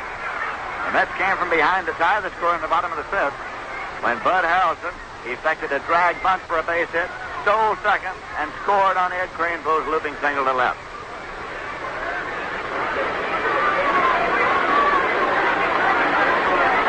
Tommy Davis is taking his cuts in the on-deck circle. Harrelson leads at first as Kelly looks for the sign. Off the stretch now. Pitch to Reynolds. Swung on, and it is knocked down at second by Woodward to throw to first, and just they get Reynolds. Harrelson moving on to second. Woody Woodward barely got to that ball, slammed between first and second. He got a glove on it to knock it down. He was on the rim of the outfield grass when he scampered after it, picked it up and threw on to Philippe Alou at first to get Reynolds. But Harrelson has moved into scoring position at second base. 2 men out, and Tommy Davis is coming up.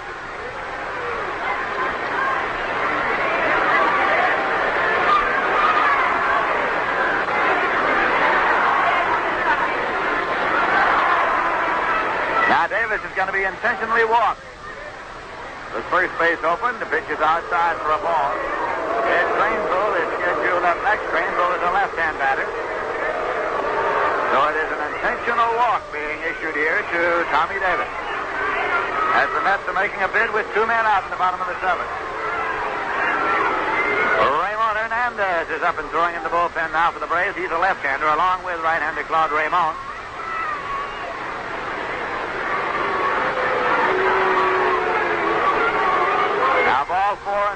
Davis goes down to first. Harrelson holds at second, and Craneville is coming up.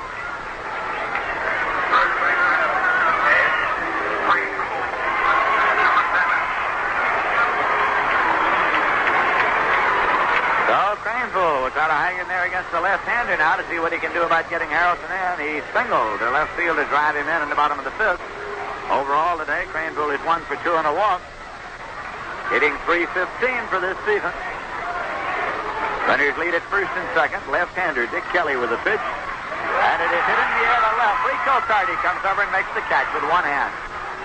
So the side is out. No runs, a hit, no walk, no errors, and 2 left at the end of 7. The score is at 3 and the Braves 3. Now let's check out scores of other games. At Forbes Field in Pittsburgh, at the end of 8 innings of play, the Pirates lead the Cincinnati Reds 1-0. Gary Nolan started for Cincinnati. Jim Maloney has been used in relief coming in the 8th inning, and Dennis Ryban has been in all the way for the Pirates and has a shutout to this point. At Connie Rice Stadium in Philadelphia, at the end of 7 innings, the league-leading Cardinals won and the Phillies won. Larry Jasper for the Cards, Jim Bunning for Philadelphia. Grant Jackson relieves in the 8th inning. Billy Cowan, a former Met, homered in the first inning with nobody on for the Phils. At the Astrodome in Houston, Texas, at the end of 2.5 innings, the Chicago Cubs nothing, the Houston Astros nothing. The Cubs have lost 6 in a row. Rich Nye against Don Wilson. The Dodgers are at San Francisco in a later start. The American League, the Yanks in Baltimore have to complete a game that was suspended last night at the end of 6 innings. There was no score. Billy Monbouquet against Wally Bunker. Then the Yanks and Orioles play a regularly scheduled game that will start at 5:30. First game of a doubleheader in Detroit at the end of 6. The Detroit Tigers 9, the Boston Red Sox 3. Gary Bell for Boston. Jose Santiago in the 3rd. Wozliski in the 4th. Earl Wilson for Detroit. Dick McAuliffe hit his 16th homer of the season in the 1st with nobody on for Detroit. And Wilson homered in the 4th with nobody on. First game of a doubleheader in Cleveland at the end of 7.5 innings. Cleveland Indians 5 and the Washington Senators 3. Ortega.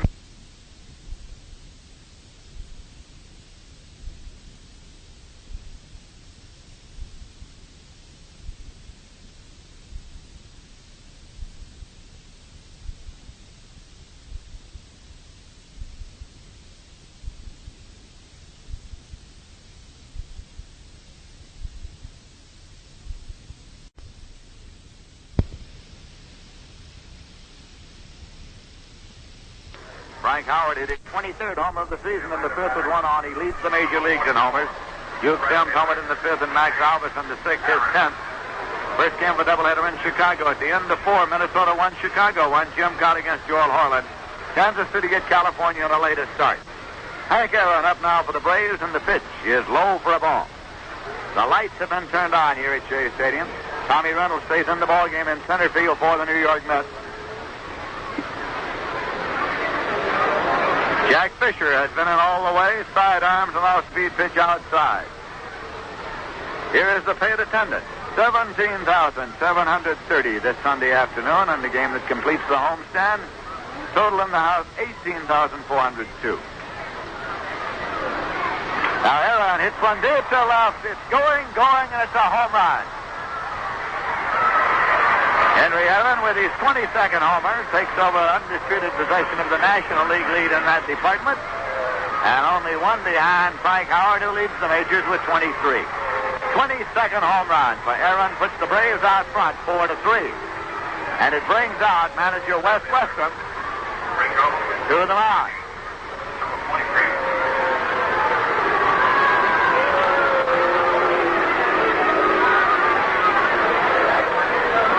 Rico Carty is coming up. He has right-hander Hal Reniff down there, and he's got Don Shaw down there, and the sign goes for the right-hander. So Reniff goes over to get the ride in the cart. Fisher will be leaving here after having pitched 7 innings and pitched to one man in the 8th. He has given up 4 runs on 10 hits, struck out 3, and walked none.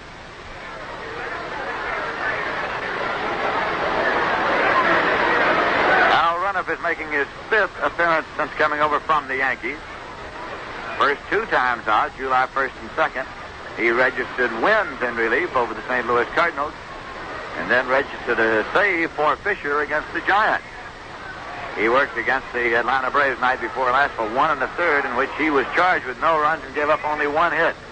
It was a ball bounced over the head of Ken Boyer at third by Joe Torre to drive in Hank Aaron with what was the tying run in the ninth.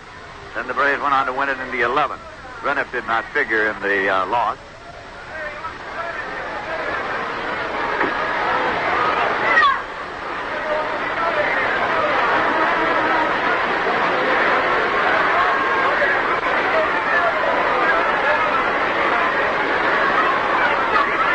Fisher now heads for the dugout.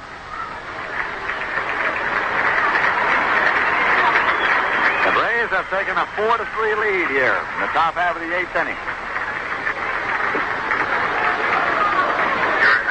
We'd like to remind you that we'll be observing Senior Citizens Day here on Wednesday, July 19th. All fans 60 years of age or over will be admitted for the service charge of 50 cents. That's Senior Citizens Day on Wednesday, July 19th. 18402.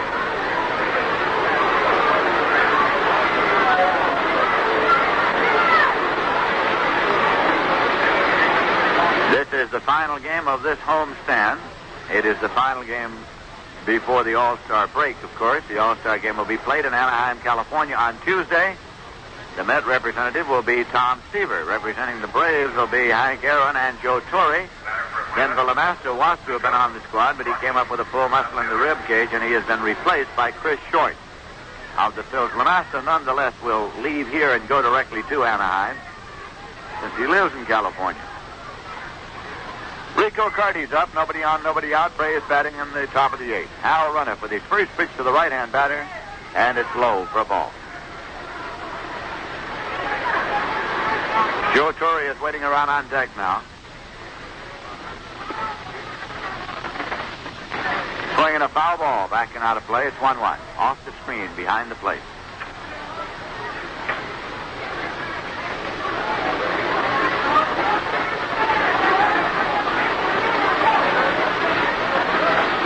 Renniff's 1-1 offering. Let up high. 2-1 to Rico Carty.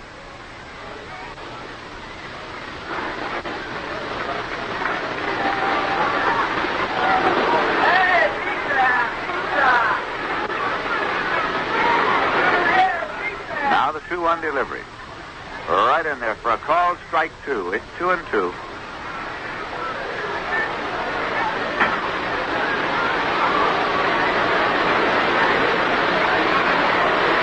And the pitch. Breaks high and away. Out full at 3-2.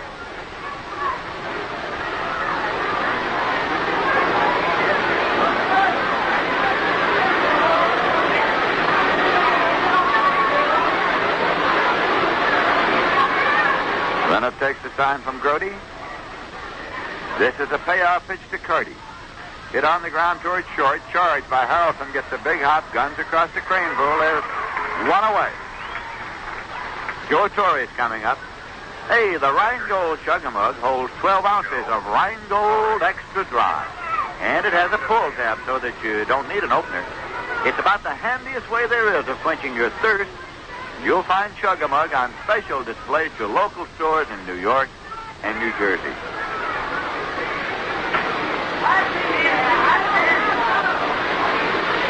Pitches in for a call strike. Torrey's been on base 3 consecutive times today. Single to drive and a run in the first inning. Single to right in the 4th inning. Was hit by a pitch ball in the 6th inning. Torrey will be the starting catcher for the National League All-Star team. Voted to that position by the players of the National League. Pitches in for a call strike. 2-strike count to Torrey.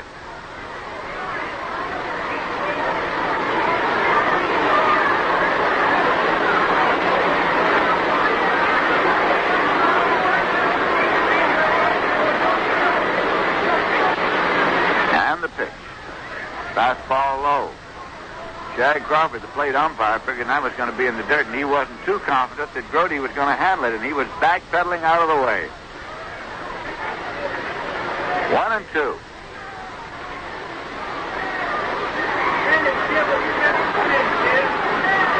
Renniff's pitch even now at 2-2. You know, in the All-Star balloting, the players vote, but they are not allowed to vote for players of their team.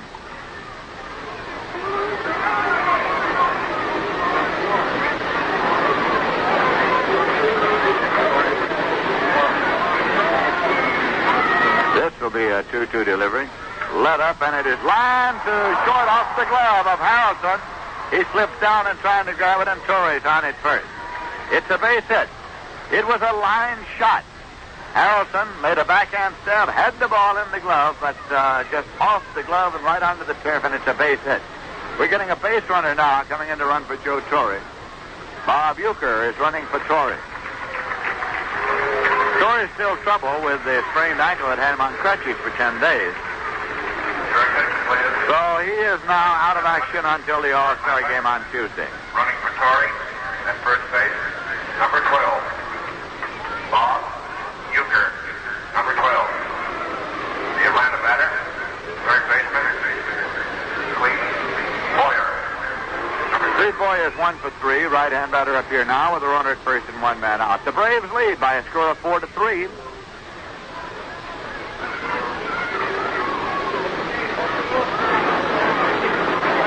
Bruniff checks the runner.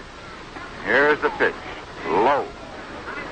Bruniff and Boyer, of course, were teammates when both were with the Yankees.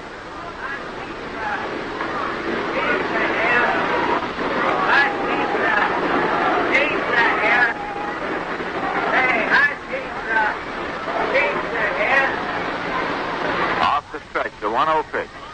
Breaking ball high, it's 2-0. Jack LeMahieu is up and throwing in the bullpen now for the Mets, along with left-hander Don Shaw.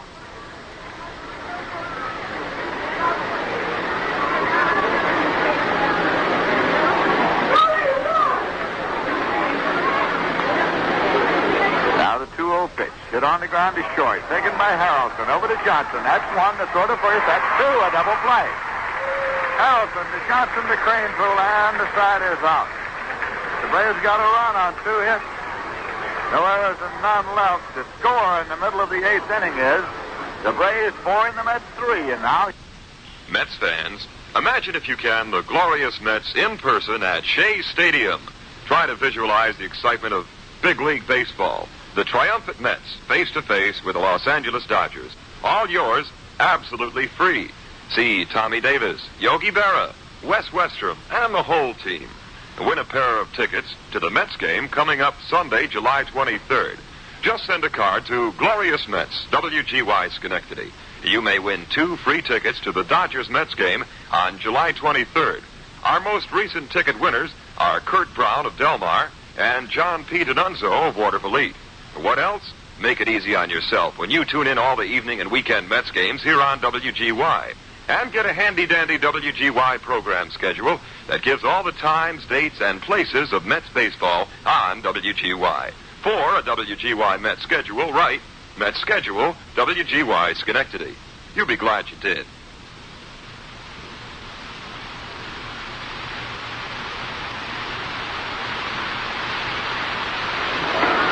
the warm-ups have begun for the completion of that suspended game in Baltimore between the Orioles and the Yankees. It was no score at the end of 6. Fritz Peterson is warming up for the New York Yankees, and Stu Miller warming up for the Baltimore Orioles.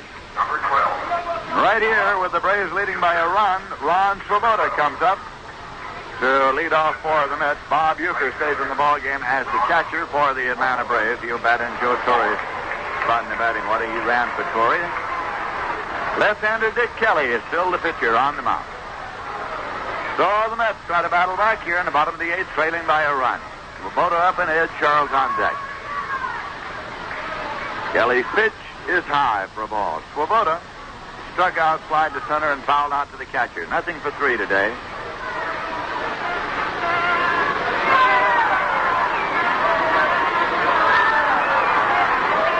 One-0 delivery, and it's high and away. 2-0.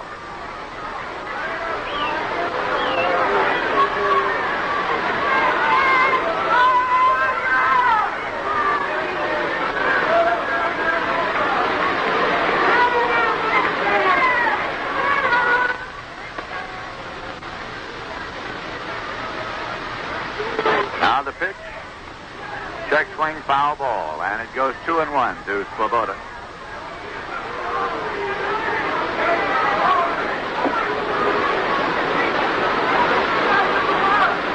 We'll be broadcasting the Mayor's Trophy game from Yankee Stadium on Wednesday night. There will be no telecast of the Mayor's Trophy game. All the proceeds go for the benefit of Sandlot Baseball in the greater New York area. 2-1 delivery to Swoboda, and it's high and away. 3 balls and 1 strike. At Forbes Field in Pittsburgh, the Cincinnati Reds have scored a run off Dennis Ryban in the top of the ninth to tie that game at 1-1. So it goes now to the bottom of the ninth. Jim Maloney's working in relief of Gary Nolan. As we approach the All-Star break, managers figure they can pull those starters like Maloney in there and use them in relief since they'll have the 3 days of the All-Star break in which to rest.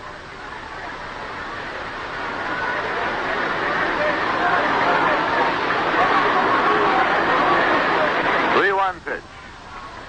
Popped up. At second base, Woody Woodward makes the call and the catch. Swoboda's out. Ed Charles is the batter. He's 1 for 3. He had a leadoff homer in the bottom of the fourth.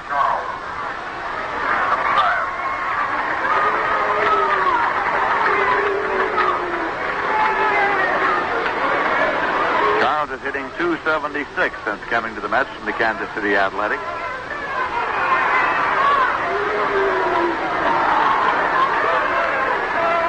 Braves 4, Mets 3.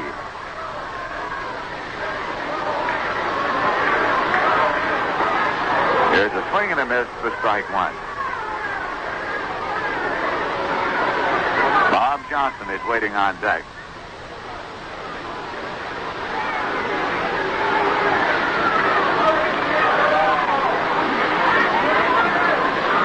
Now the strike 1 pitch. High for a ball. It's 1-1.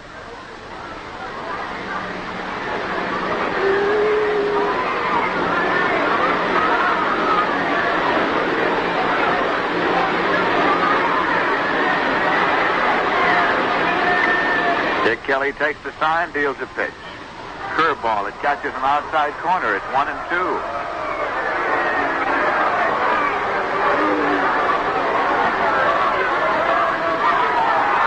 Charles back into the batter's box.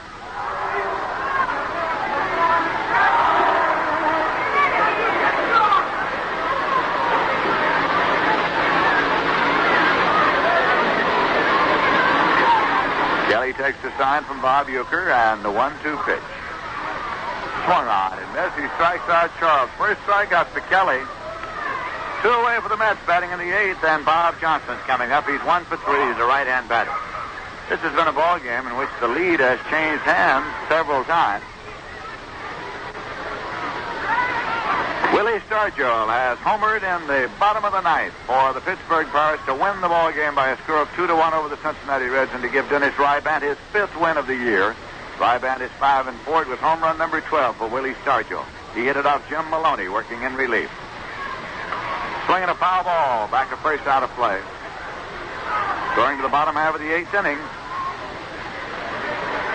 at County Mack Stadium. And just now, in the bottom half of the 8th inning, the Phils have picked up 2 runs. So it is now the Cardinals 3 and the Phils 3. They've tied it 3-3. Nelson Browse working in relief of Larry Jester. Richie Allen hit his 11th homer of the season in the 8th with 1 on for the Phils. The pull even with the league-leading Cards. Here's a strike 1 pitch to Bob Johnson. It's on the ground to short. Big hop up to Dennis Menke. Cross to Philippe Alou, and the side is out in order. No runs, no hits, no errors, none left. At the end of 8 full innings, the score is the Braves 4, the Mets 3. And now here's a word from Rheingold. For 60 years, Malcolm Sharp has been taking New Yorkers for a ride. You know why they made the road windy in Central Park? To keep us from racing the carriage. I remember one time I had Diamond Jim in my cab. Raced old Charlie Simmons all the way down to Gramercy Park. That was easy then. They want more than just a ride now. They want memories and romance. Got to treat them elegant. If you're going to be around for a while in New York, you got to give people what they want. You've got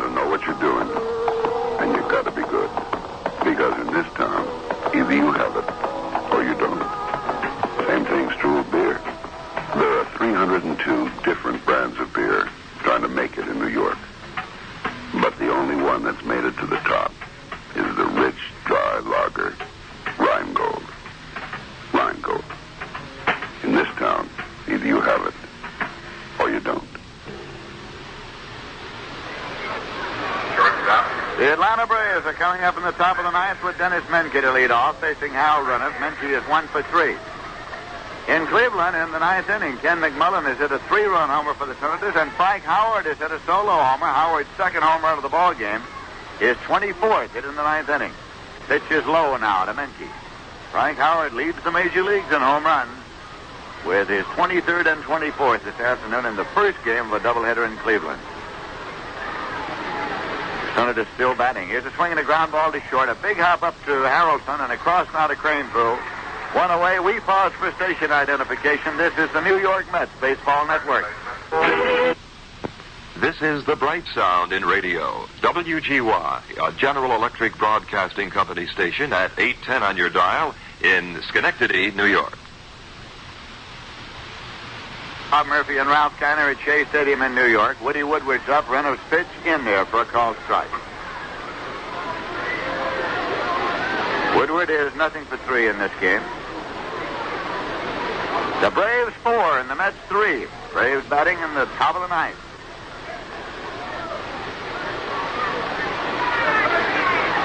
Ball is bunted foul on the third base line. Woodward trying to conceal his bunt and beat it out for a base hit. 2-strike count. When the Mets resume National League play after the All-Star break, it will be at Crosley Field in Cincinnati on Thursday night with a twilight doubleheader. We'll be broadcasting both games of the twilight. Of course, all games of the New York Mets are broadcast.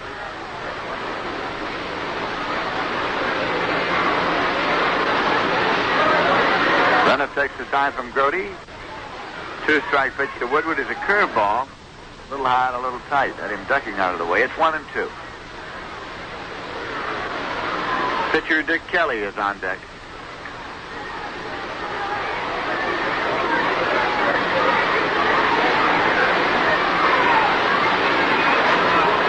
Runneth 1-2 offering. In there for a called strike 3. Runneth gets his first strikeout. Woodward caught looking, and that'll bring up Dick Kelly with 2 away. You'd like to look ahead to the bottom of the ninth. The Mets are scheduled to send up Jerry Grody, the pitcher, and Bud Harrelson. So manager Westrom can be expected to go to his bench where he has right-handers such as Ken Boyer, Cleon Jones, Jerry Buchek available there. Kelly watches the pitch inside for a ball. He is 4 for 13. Although he's a left-hand pitcher, he's a right-hand batter.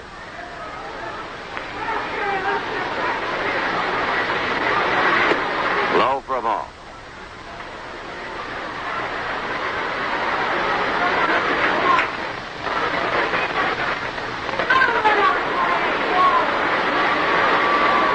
Runneth 2-0 offering to Kelly, right in there for a call strike. He was taking. It's 2-1.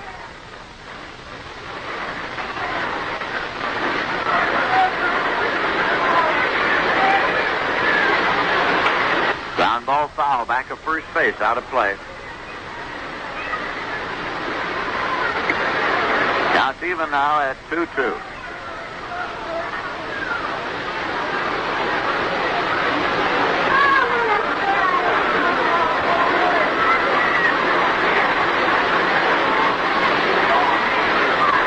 There's a swing and a miss as Kelly threw his bat at the ball, and it traveled all the way out about shortstop.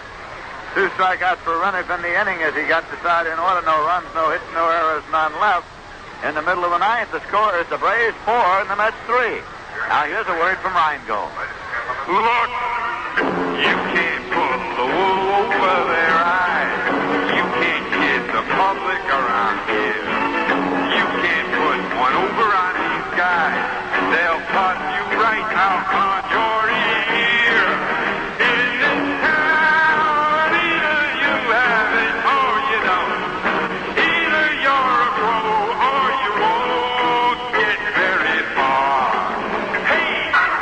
There are 302 beers trying to make it in New York, from all over. But only one beer has made it to the top. The rich, dry lager, Rheingold. In this town, either you have it or you don't. In this town, either you have it or you don't. Either you're a pro or you won't get very far.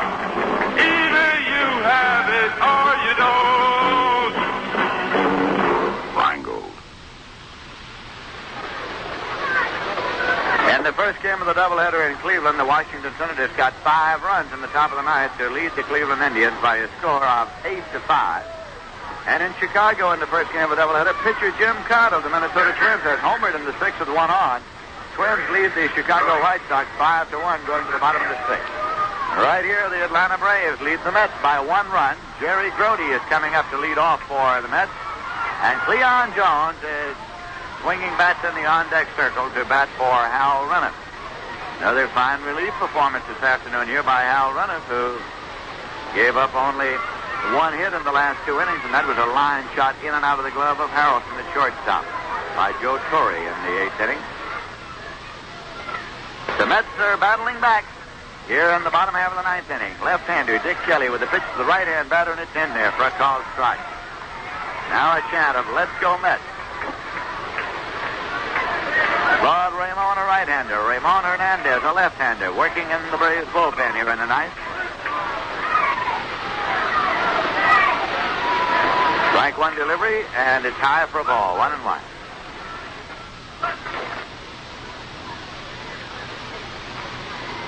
Ken Johnson worked the first 6 innings of this ball game and was charged with 3 runs on 7 hits. He struck out 3 and he walked 1. Then Dick Kelly came on to pitch the 7th and 8th, and is pitching tonight here. Braves took the lead in the 8th, and Kelly is a pitcher of record. His record for the season is 1 win and 7 losses.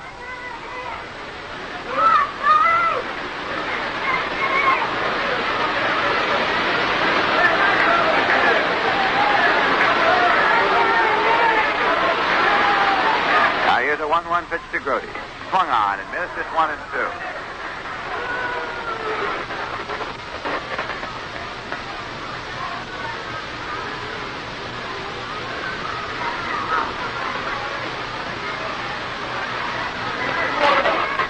Kelly is taking the sign from Bob Uecker.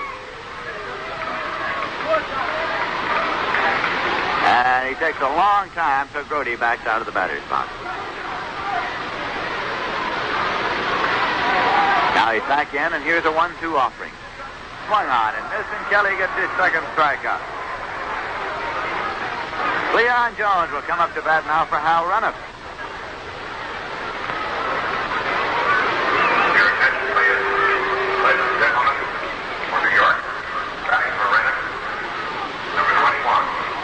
He is hitting a 201 for the season.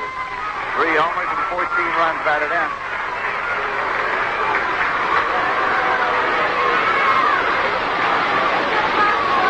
And Bud Harrelson is on deck. Harrelson is 4 for 4. And Harrelson has his season's batting average up to 281.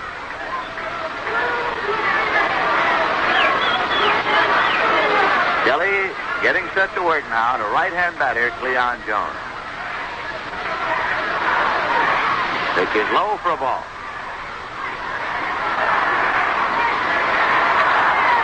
Final score of the Pirates 2 and the Cincinnati Reds 1. Dennis Ryban gets the win. His 5th. Pittsburgh got only 3 hits off Nolan and Maloney. But one of them was that homer by Stargell in the bottom of the 9th to win it. Here's a pitch in for a call strike to Cleon Jones. It's 1-1.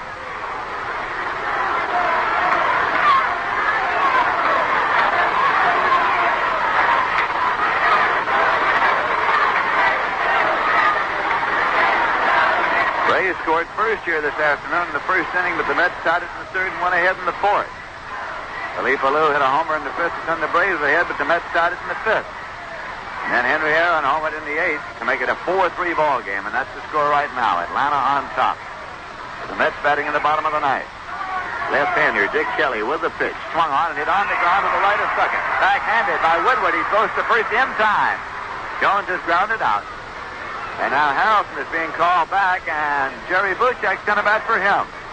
Buchek will bat for Harrelson. Harrelson went 4 for 4 today, but with 2 men out and nobody on, manager Wes Westrom is gambling on getting a long ball from Buchek.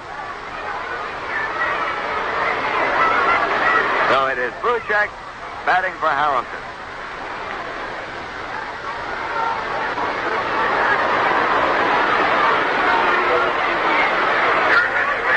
Buchek has had 7 home runs this year and 18 runs batted in, hitting .227. Now, manager Billy Hitchcock is going out to the mound to have a word with his left-hand pitcher, Dick Kelly. Braves lead 4-3. Mets batting with 2 men out and nobody on in the bottom of the ninth.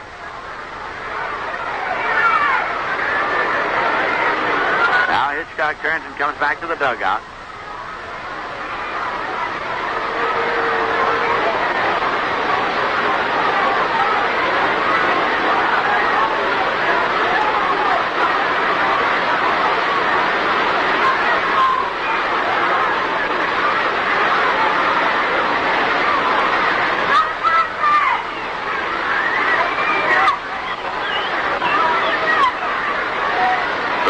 Settles himself in.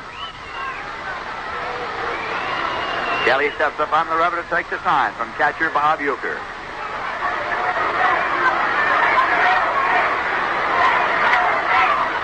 Tommy Reynolds is waiting on deck. Here's the pitch. And it's high for a ball.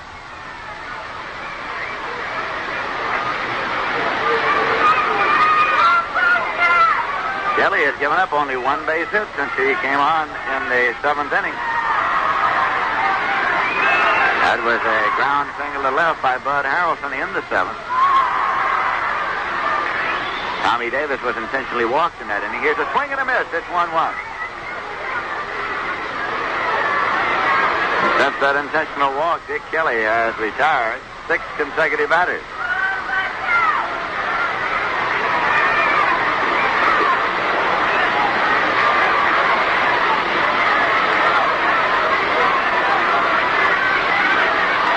Pitch in there for a call, strike 2. So with 2 men out in the bottom half of the 9th inning, nobody on base. The Braves leading 4-3. The count to Buchek goes to 1 ball and 2 strikes.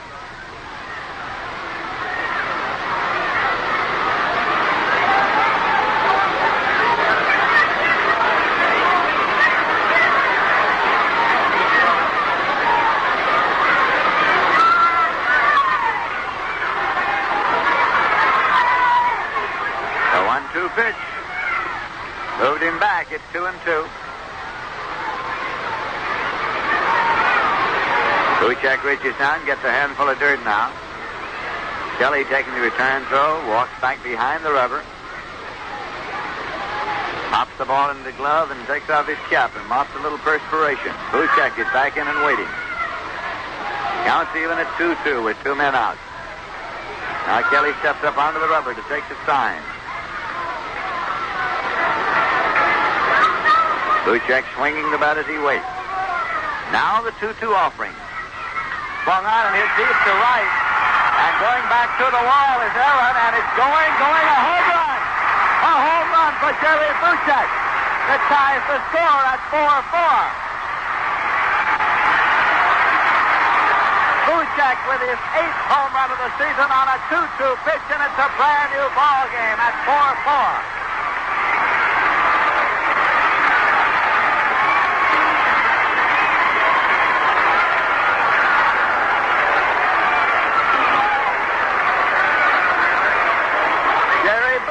With his 8th homer, his last one came on the 11th of June at Chicago off Chuck Hartenstein. And manager Wes Westrom got the long ball that he gambled for. Now Tommy Reynolds is up. Kelly's pitch, high for a ball. The Mets have tied it here in the bottom half of the 9th inning. Among other things, statistically, Jack Fisher is off the hook. He left the game as pitcher of record on the short side. He is off the hook now as it's a 4-4 ball game in the bottom of the 9th. And now this crowd is really coming alive. They'd like to see the Mets keep it going. 2 men out. Dick Kelly with a 1-0 pitch to Reynolds, and it's low. Kelly goes behind 2-0. That was a 2-2 pitch hit by right-hand batter Jerry Buchek, and he hit it over the right field fence, right over the 371-foot sign in front of the scoreboard. Henry Aaron backpedaled to about the middle of the warning track, and then at the last moment watched it sail over the fence. 2-0 pitch to Reynolds. low. It's 3-0. Ron Taylor is up and throwing in the net bullpen. Al Renniff, you'll recall, was removed for a pinch hitter. So right-hander Ron Taylor is up and throwing in the net bullpen. Double barrel action still in the Braves bullpen. Right-hander Claude Raymond. Left-hander Ramon Hernandez. This will be a 3-0 pitch to Reynolds. He was taking it. It's 3-1. Tommy Davis is on deck. Score tied 4-4 in the bottom of the ninth.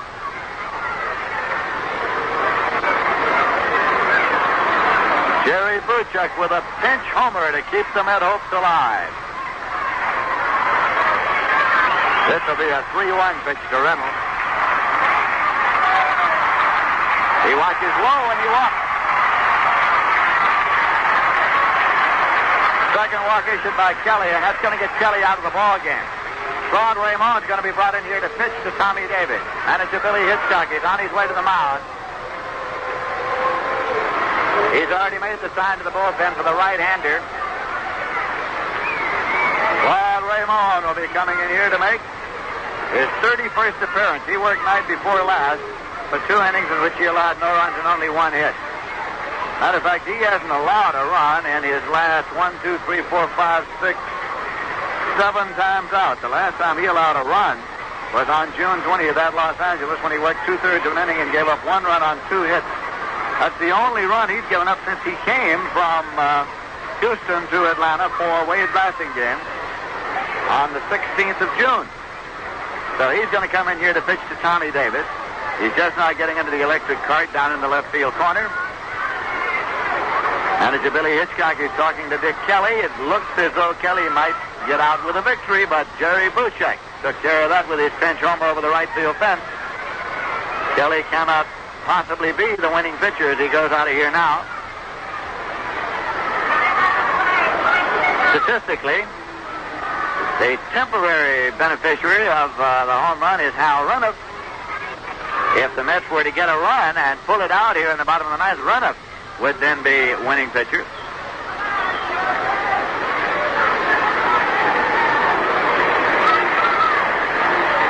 Two and 2/3 for Kelly.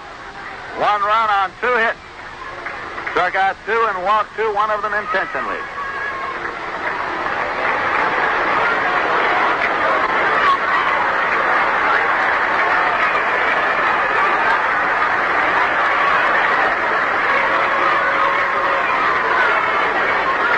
First game is over in Cleveland. The Washington Senators defeating the Cleveland Indians 8-5. Dick Lyons gets the win in relief.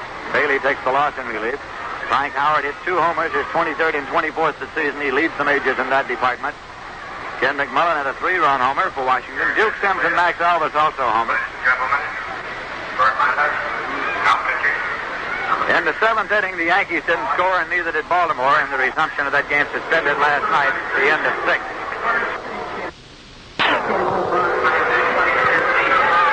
The pinch homer by Buchek was the first pinch homer by a Met player this season. And it came at a very appropriate time for the Mets because they had gone about as far as they could go. 2 men out, nobody on, down 1 run with a 2-2 count.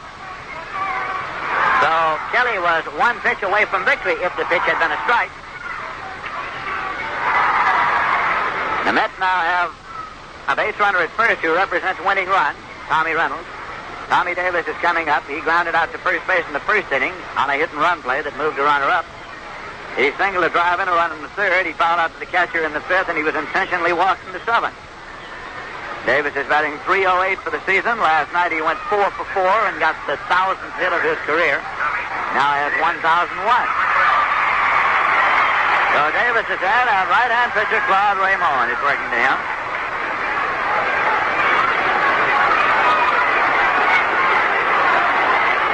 Davis has 10 homers and 42 runs batted in.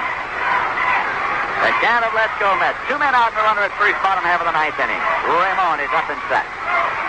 Pitch is swung on and fouled off right off the end of the bat into the Met dugout, and it rebounds out where it's fielded by Yogi Berra on the coaching lines at first. A strike 1 count to Tommy Davis.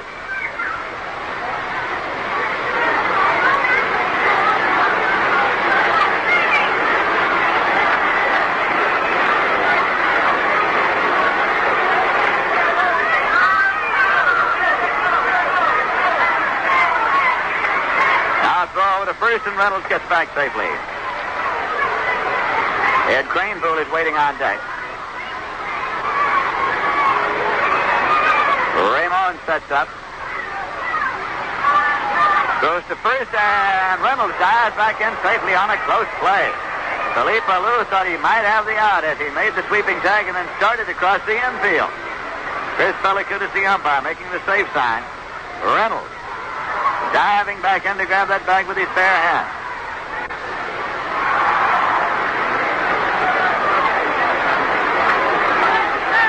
Score tied 4-4. Now again, a throw over to first. Claude Raymond trying to keep a short order on Tommy Reynolds. The runner at first in the score tie in the bottom of the ninth. There's always the possibility of the manager going to the hit and run. Here's a swing and a looper out in the right center field, and coming on is Aaron, and he can't get it, and Reynolds is going to third. There's the throw, and it is taken by Boyer, not in time. Reynolds is at third base, and Tommy Davis has a looping single to right, setting up runners at first and third for the Mets, and left-hand batter Ed Craneville is coming up. Tommy Davis might very well have broken the bat on that looper. Henry Aaron came full tilt. He couldn't get to it. Woody Woodward was going back. He couldn't get to it. Now Billy Hitchcock is coming out again. He'll want his left-hander, I imagine, Raymond Hernandez, to pitch to Craneville. Raymond Hernandez is throwing feverishly down there in the bullpen. He is a left-hander. Now, Hitchcock arrives at the mound to talk to his right-hand pitcher, Claude Raymond. See what Raymond has to say about the situation and how he works to Craneville before making any decision. None has been made yet.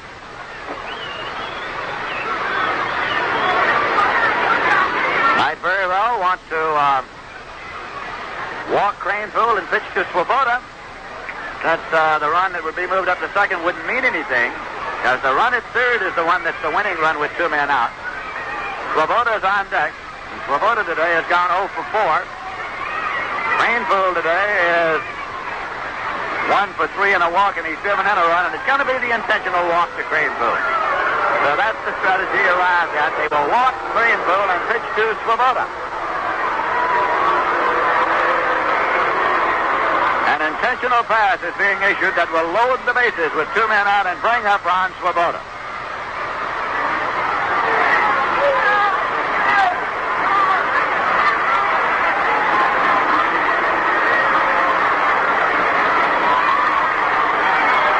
Craneville gets rid of the bat, goes to first. That moves Tommy Davis up to second. Tommy Reynolds holds at third. The bases are loaded for Ron Swoboda. He goes back to the top step of the dugout. He's talking to manager Wes Westcomb. Now comes back up. Swoboda batting with the bases loaded. The score is tied 4-4. The Mets trying to pull it out here in the bottom half of the ninth inning. Pitcher Claude Raymond working the right-hand batter Ron Swoboda. Raymond works straight away, taking the side from catcher Bob Euchre, and now he backs off the rubber and looks around. There are runners everywhere he looks, first, second, and third. Now he steps up on the rubber again to take the sign. That runner's leading, first, second, and third. Here's the pitch to Ron Swoboda. It's high for a ball. Ed Charles is waiting on deck. But one way or the other, it's up to Ron Swoboda right here. It's the winning run at third, and there are two men out. Reynolds at third, Davis at second, Craneville at first. This is a 1-0 pitch. And there's a check swing that did not go through. It's a ball, 2-0. A half swing, and Jack Crawford says he didn't take it far enough. So now Raymond has gone behind, 2-0. Swoboda pounds the plate now, measures his stance. Claude Raymond has good control normally. He's a control pitcher. And here is the 2-0 offering. Outside, he goes behind, 3-0. Well, you can bet your buttons that Swoboda will be taking this pitch. He's looking down at the sign man, Salty Parker. Ramon has walked only 8 men in 41 innings. The bases are loaded.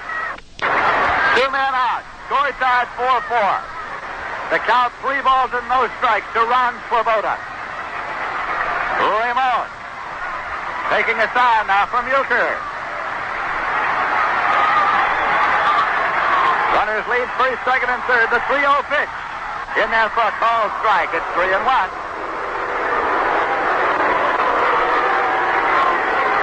Swoboda reaches down to get a handful of dirt.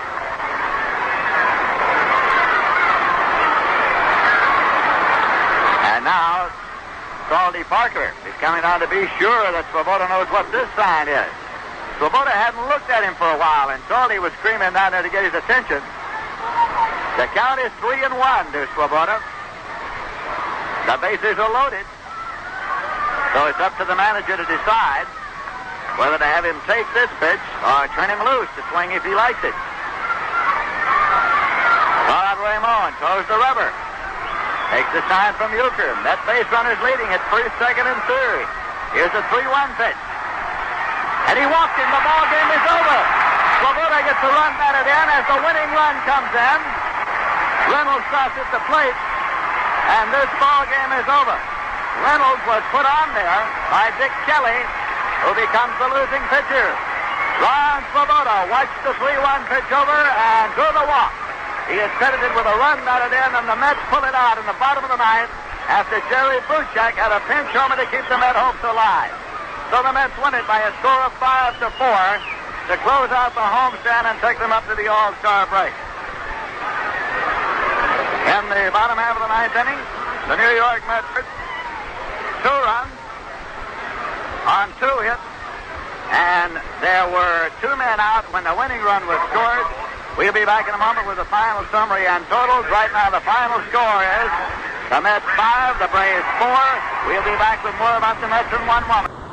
There was a time early last season when the New York Mets won their first game of the year from the Atlanta Braves when Billy O'Dell, pitching at that time for the Braves, walked Ron Swoboda to force in the winning run. Well, it happened again here just a moment ago when Ron Swoboda drew a walk with the bases loaded to force in the winning run. Tommy Reynolds crossing the plate. Dick Kelly takes the loss, and Hal Reniff gets the win for the New York Mets. His third since coming over from the Yankees, had 3 wins and a save. It was a Lulu of a ball game, this final game of the homestand, and the one that takes the Mets up to the All-Star break, as the Atlanta Braves scored in the first inning off Jack Fisher. But then the Mets came back as they picked up one in the third inning and another in the fourth. But then Felipe Alou hit a 2-run homer for the Braves to put them out in front in the fifth. But the Mets battled right back to get one to tie it up when Bud Harrelson got his third hit by dragging a bunt, stole second, and was knocked in by Ed Craneville. So it was a 3-3 ball game, and some long shots were being hit off Jack Fisher, who was not at his very best today. And Hank Aaron led off the 8th inning with a homer to put the Braves out in front 4-3, and Fisher went out of the ball game at that point, and Reniff was brought on. The ball game went to the bottom half of the 9th inning, 4-3 Braves, and 2 men were out when Jerry Buchak was brought up to bat for Harrelson. Despite the fact that Harrelson was 4 for 4, manager Weston figured he had to get a man up there who might hit the ball out. Well, Jerry Buchak did just that on a 2-2 pitch. He hit it out over the right field fence to tie the score. And then Tommy Reynolds drew a walk, and that was all for Kelly. As Claude Ramon was brought on, Tommy Davis got a base hit. Ed Craneville was purposely passed to load the bases, and then Ron Swoboda drew the walk that forced in the winning run, and of course Swoboda gets a run batted in. So the New York Mets have closed out this homestand against the top teams in the National League on the stand with a record of 8 wins and 6 losses. The win today by the Mets over the Braves is the 7th. It is the most wins the Mets have ever had over the Braves in any season. Previously, 6 was the top number for the Mets to win over the Braves in a year. So the final totals in this ball game: for the Mets, 5 runs on 10 hits and no errors. For the Braves, 4 runs, 11 hits and no errors. Reniff is the winner. Kelly is the loser. The Mets pulled it out by scoring 2 in the bottom half of the 9th inning to win it 5-4.